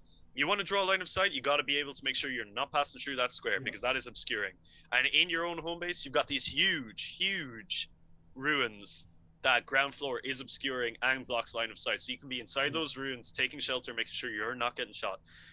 Man, like, it was tight, like, you'll totally see it. If you watch the Blood Angel game, the way he uses the terrain is outstanding because he marks with dice the firing lanes and the visibility lanes, and he is basically like, I'm not inside this lane, ergo I cannot be shot no matter where you move. And that's all so easy to do when you have these square bases. You can't do that if you're trying to work out, well, if I weave around the pillar here and duck under the alcove and sneak my bolter through the archway, I can get you. It's like, no, you don't pass through the square. That's it. That's it. That is why I believe that the top 10 was so interesting, because you don't have AdMech stuff just TPing around the board and doing whatever they want to do. Obviously, they still did really well. They won the event, but like... Well, you had Richard Siegler running AdMech. I mean, you give someone like that, an army like that, is going to place. Again, John Lennon with Sisters. Super strong army, strong player. Custodies, Steve Trimble of Brohammer, that's good.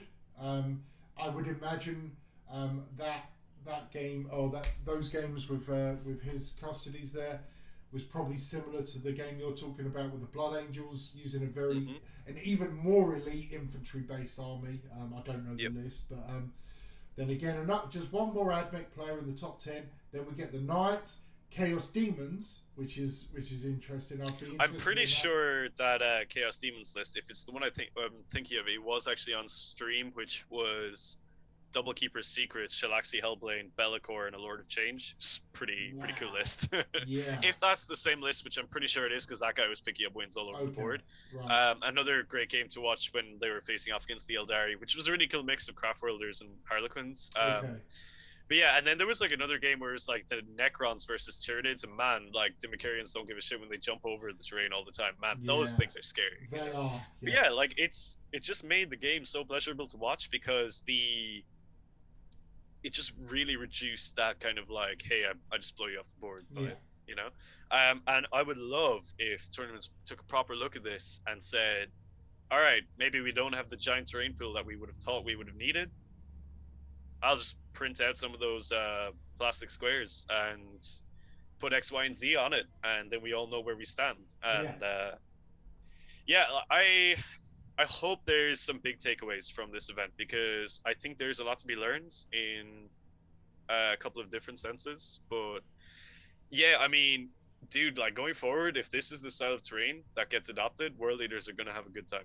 Yeah, real good time. Another good thing, and this is kind of a tangent about using the clear plastic base.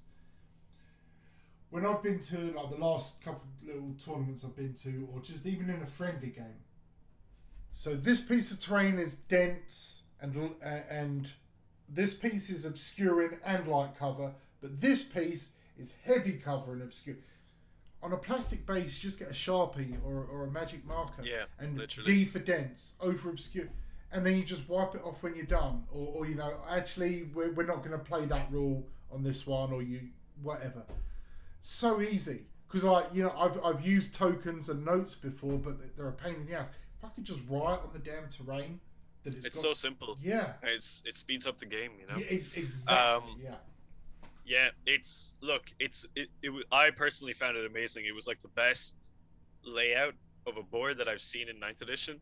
Right. So yeah, going forward, I hope that a lot of TOs look at it and kind of think to themselves, like, maybe we need to start, you know, if we want to get that kill variation in our top 10s, we got to start adopting that strategy. It's really going to be interesting to see. I think the next one is in November. If we get a similar top 10 of variation and stuff like that, you know.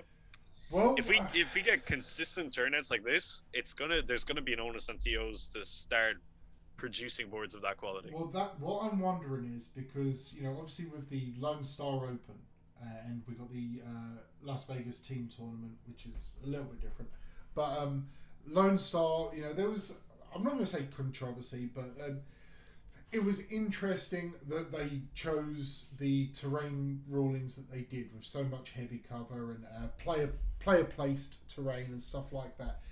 By all means, you got to try it, and you know, FLG are very engaged with the community. They're always running Q&As and polls in like different Facebook groups and stuff. They're not just saying this is how it is, you got to deal with it. Mark's still in the chat because he just commented. He knows what I'm talking about. But yeah, Mark was there, right? Yeah, Mark, and he was, you know, rightfully so, very strongly questioning the TO team, like, why are we doing this? Mark, worse than 2 wounds, heavy cover. I know you've told me before, but leave a comment for us about your overall feelings of after LSO, how you felt about the terrain, and I'll come back to you in a second. But I'm interested to see how FLG does the LVO, as I believe that's their next big individual event. I don't know if they've got like SoCal would be SoCal. Okay, yeah. Have they done New Orleans yet? I'm not sure if they've done New Orleans. I can't keep up because I only care about the one I got a ticket for. But yeah, I wonder if they're going to stick with their terrain setup, or if seeing the already strong success and feedback that I've read and heard of the Warhammer way of doing it, if they may pivot towards that. I mean, if we can get a single best practice, not mandatory, but something that, you know, certainly the majors use, right, and GTs try and use. Because what's interesting as well, terrain is expensive and is a burden on TOs. But in theory, you could buy a whole bunch of cheap see-through plastic, and you could have 2D terrain if you have to. I'm not saying that. I'm not saying that's a way forward for the game. But if you're like just starting up a little RTT circuit with maybe 12 to 16 players, in theory you could put a mark on there for where the ruins of the wall are, and put initials on there of what obscuring and dense, what traits the terrain has. You could get away with it to start with until you get the resources to put some actual 3D terrain on there, some like real terrain. Yeah, like if needs must, you can do it.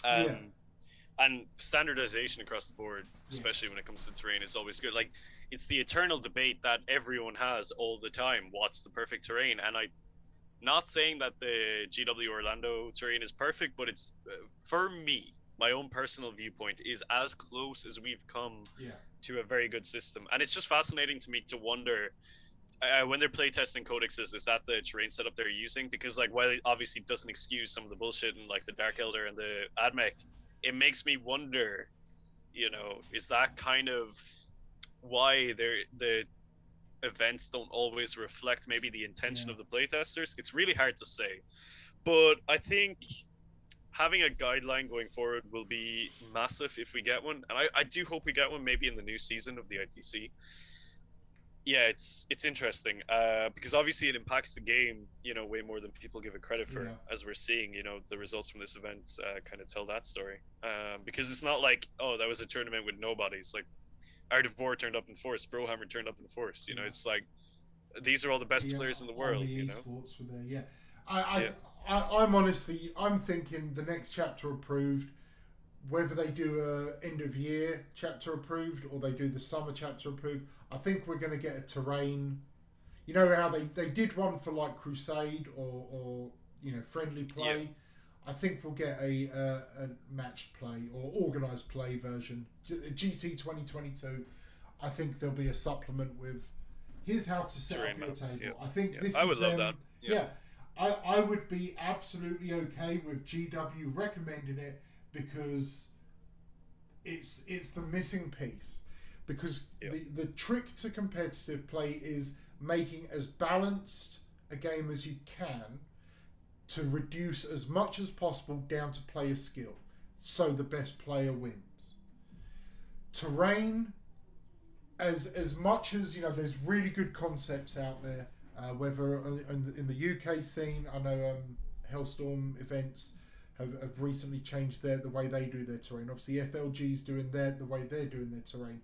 Lots of different input, but it's so many different groups of people having great ideas. If we get a central recommendation from GW and they give us 3, 4, 5 different things and they say, look, this is what we've play tested on, like you say.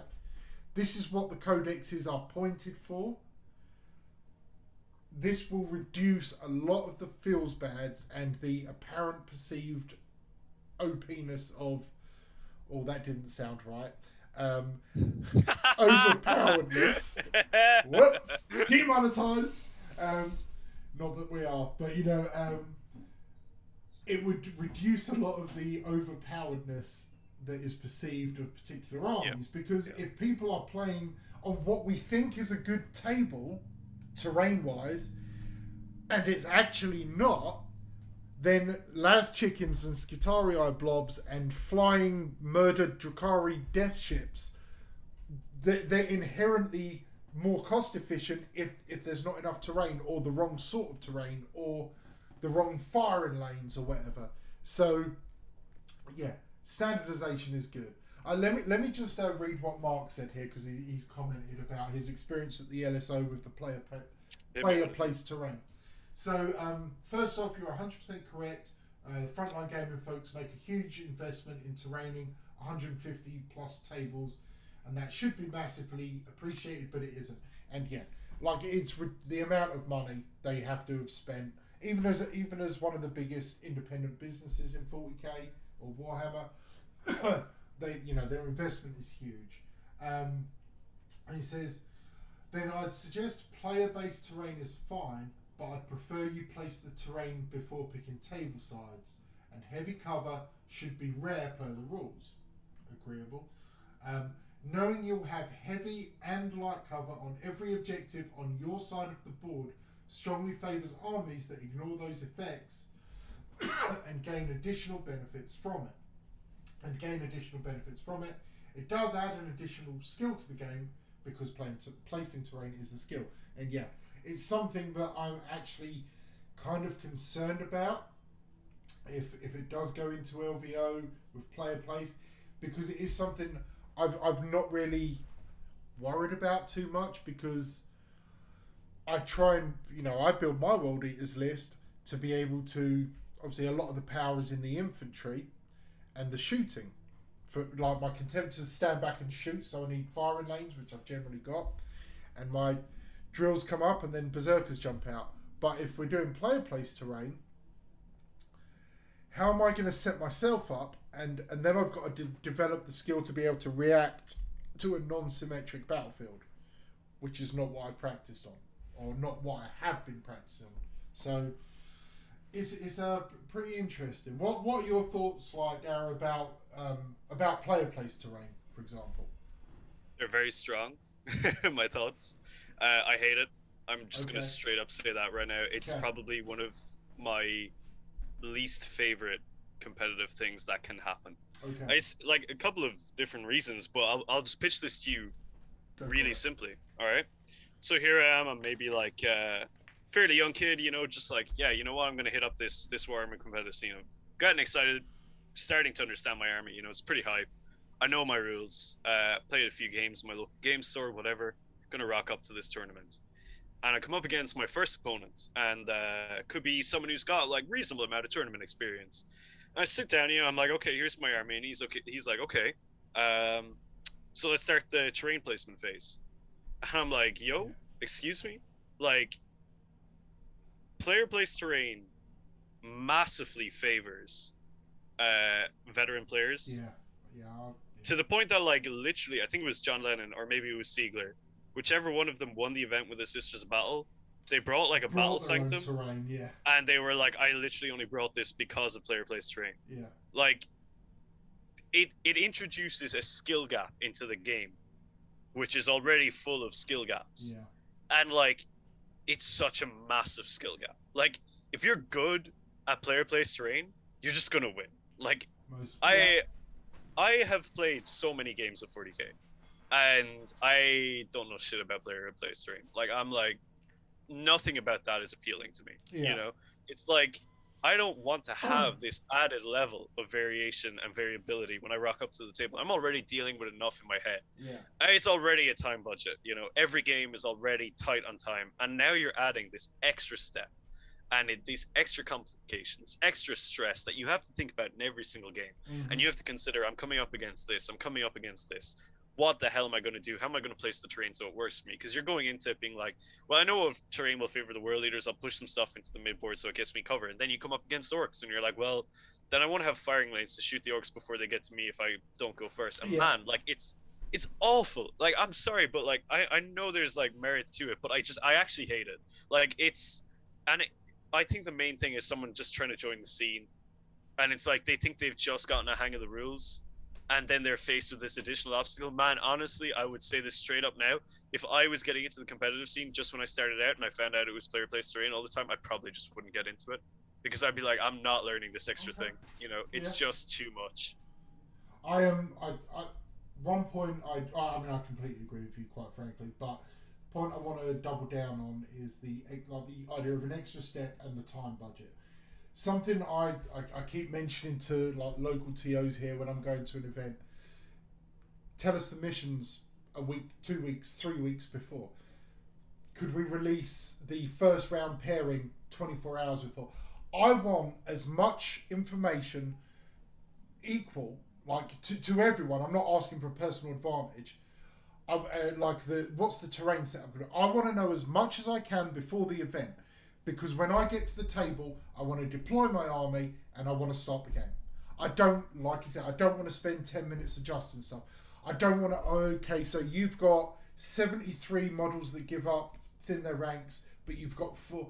If I know the first round list, I can pick my secondaries and walk up to the first game, and I've already, okay, this is my game plan for this game. I've envisioned my deployment. We can start rolling dice. My opponent has had the same opportunity, because when you get to your second and third and later rounds, you get, like 15 minutes with your opponent's list normally once the pairings go up.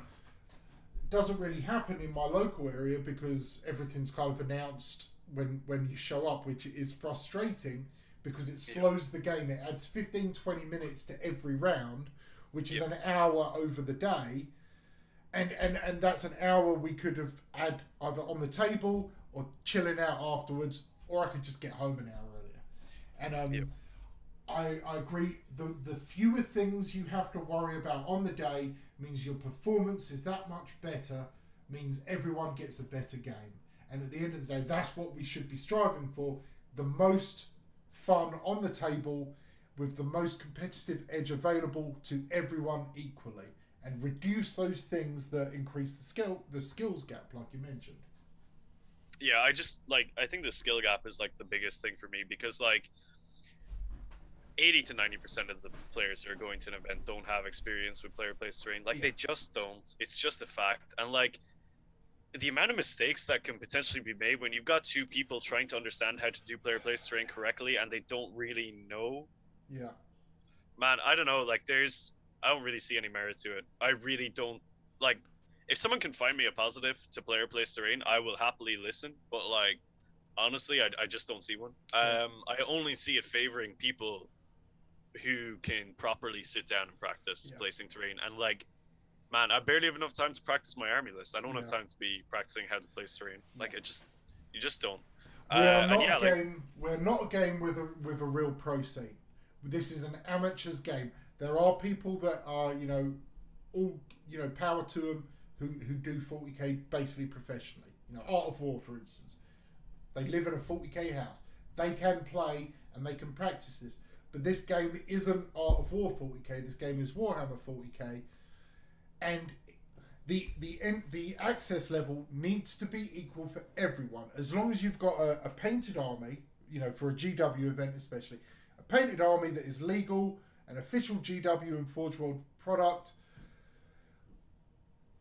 The only factor after that should be your skill with that army, barring a little bit of sway with codexes, because that's always going to be a thing. But we can still do well. We can, like, this event obviously ameliorated that. The Orlando event gave us 1, 2, 3, 4, 5, 6, 7, 8 different factions in the top 10. It's amazing. Like we need to latch onto this. Yes, we need to start putting this word out there. You know, and it's standardization. That is like start at 9th, standard missions. Everyone in the world playing the GT missions, and guess what? They slap. They're really good. They're tight missions. Now we're moving into standardized terrain. Yeah. Apparently. Yeah, sure, we only have one event to go from, one sample. We'll get more as time goes on. If we start seeing this occur regularly, we need to start doubling down on standardized terrain. You need to ask for it.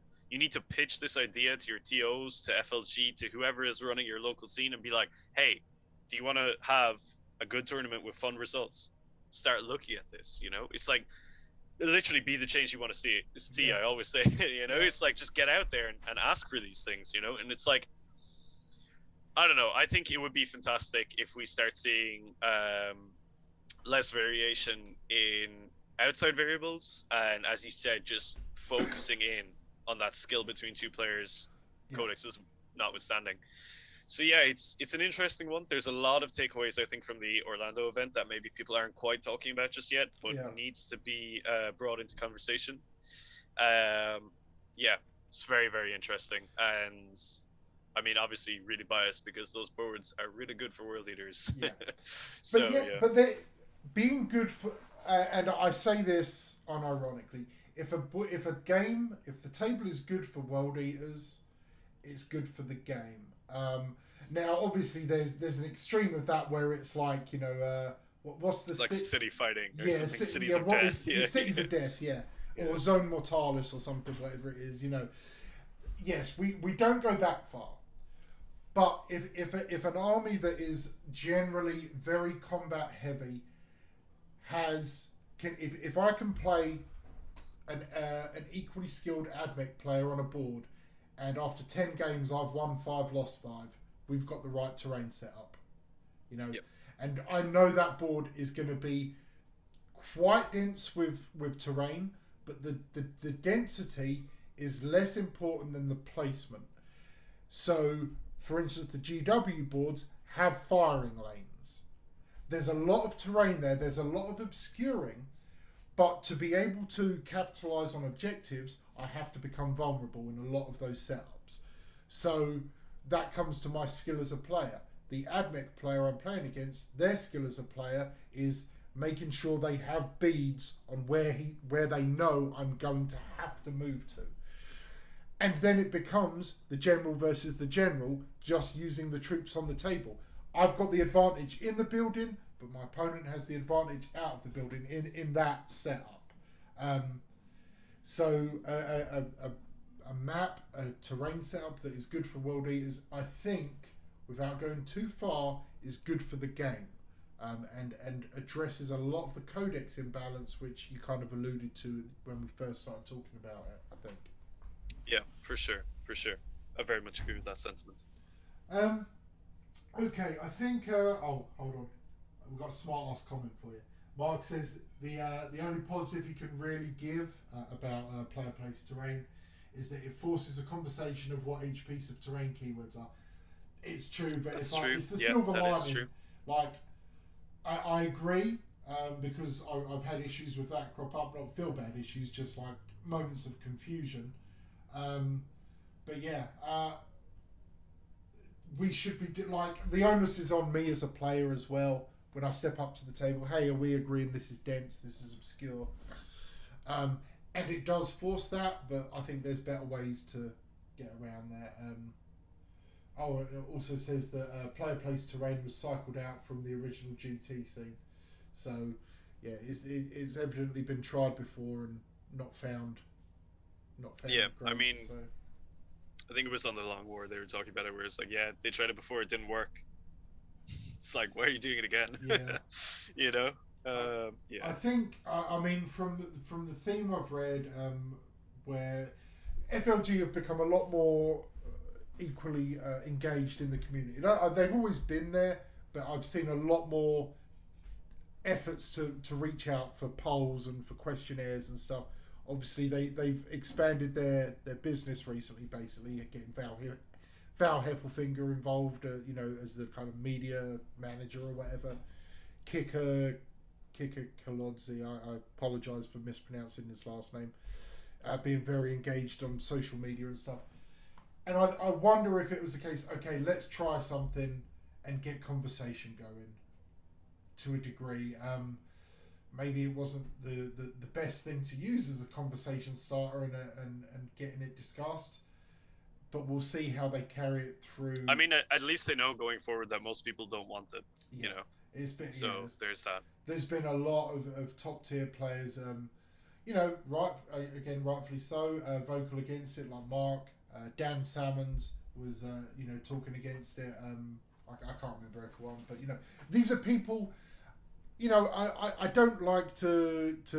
These are the only opinions that matter. My point is, these are people that are respected and known in the community. And, you know, if someone like FLG is going to listen to people, it's going to be from people that place highly at events. Like, they're not going to listen to me because, you know, why would they? Who am I? I'm just some dude. But you get someone who often places well at your events and shows up to their events, they have a duty to listen to that person, quite frankly.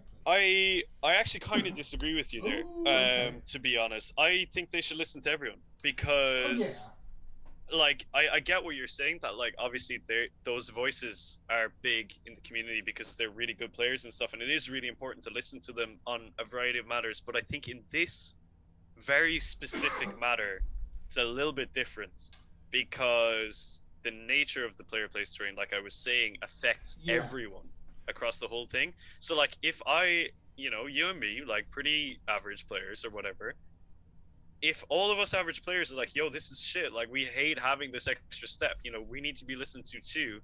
And equally, like I was saying, if you're a brand new player and you rock up and you're like, man, I didn't know I was going to have to do this, I'm not playing that. If enough of those new players are having that sentiment, you need to listen to that. It's like it's very important to hear those voices too, I think. No, I agree. And whilst we should be listened to, I mean it more from a realistic point of view. Oh yeah, who they're sure, going to listen, because they can't listen to everyone, right? They can't listen to every of the 5,000 comments complaining to them, right? But when they do see those names, and that's why I mentioned them, as bigger players, those names stand out. They get more thumbs up or reactions to them because everyone knows the name. And when those people do say, hey guys, this is kind of a shit idea, then they will see it. Yes, they should listen to the me's and you's of the world, but in the real world, they're gonna filter by top comments, and they're gonna look at those, and they're gonna look at their questionnaire results. They will get the general view, and then the names. Oh, okay, so Mark doesn't like, or Dan, or Nick, John doesn't like it, or whatever, right? These are people they know and probably actually have like some kind of informal relationship behind the scene. Like I'm saying, like they'll have a drink with them afterwards or whatever. Mm-hmm. Whereas I show up, who the hell's this guy? That's the point I'm making. These are people they will listen to, and these are people that are agreeing with us as average players. So that's why I highlighted the importance. I completely agree. We should all be listened to, but the real world is the real world. For sure. It's an important topic. I think we broke it down pretty well, to be honest. I think we kind of really we covered that one quite well. Yeah. I don't want to, just for anyone watching, I don't want to dive into like the list or the meta of the event, just because there's no Chaos Space Marines in there in the top 10. Wow. Yeah, there's Chaos Demons. I was looking through it earlier. Chaos Space Marines were sadly lacking, but I noticed a few Emperor's Children players. There actually really wasn't that many Chaos Marine players at the event anyway. Understandable. It is what it is. It's not the most popular faction right now. Mark Perry let us down, and Zach was running. He was TOing. Florida. Hey man, it's only like what 3 months until Coventry, when the whole scene explodes as World Leaders take the third biggest tournament in the world. Right. Yeah, and then just a little while after that, I'll be in the bottom tables of the LVO. So hell yeah, practicing your very own submarine maneuver. But yeah, okay. I think we've really covered it. Not really much else happening. Certainly not World Eaters related in the last couple of weeks. No, that I haven't really already covered either on videos, or we've talked about really like a kind of what's been going on. Obviously, and to hype up Belakor is the biggest thing going on. But yeah, I will say just a general reminder to everyone. Obviously, Belakor is up for grabs. I will do probably a quite short live stream. I'll talk to Dara. I don't know. We'll sort out whether it's just me. We'll sort it out. But we'll go we'll do another live stream next week where we'll draw the winner. So if you haven't already donated, would appreciate a $5 donation. That's all you need to give. But yeah, I think Dara, you want to take us out, mate? Yeah. Thanks everyone for hanging out. Mark, thanks for your excellent contributions regarding the Lone Star Open. Yeah, that was fun, guys. We talked a lot of hobby. We talked a lot of general Warhammer stuff and some cool competitive stuff. And I just want to reinforce, spread the positive vibe. You know, start commenting, start liking. If you see stuff that you like, make sure the person who put that up knows that you liked it. Let's get a good vibe going. And let's keep doing good. So until next time, everyone, stay healthy, stay safe, and kill me and burn.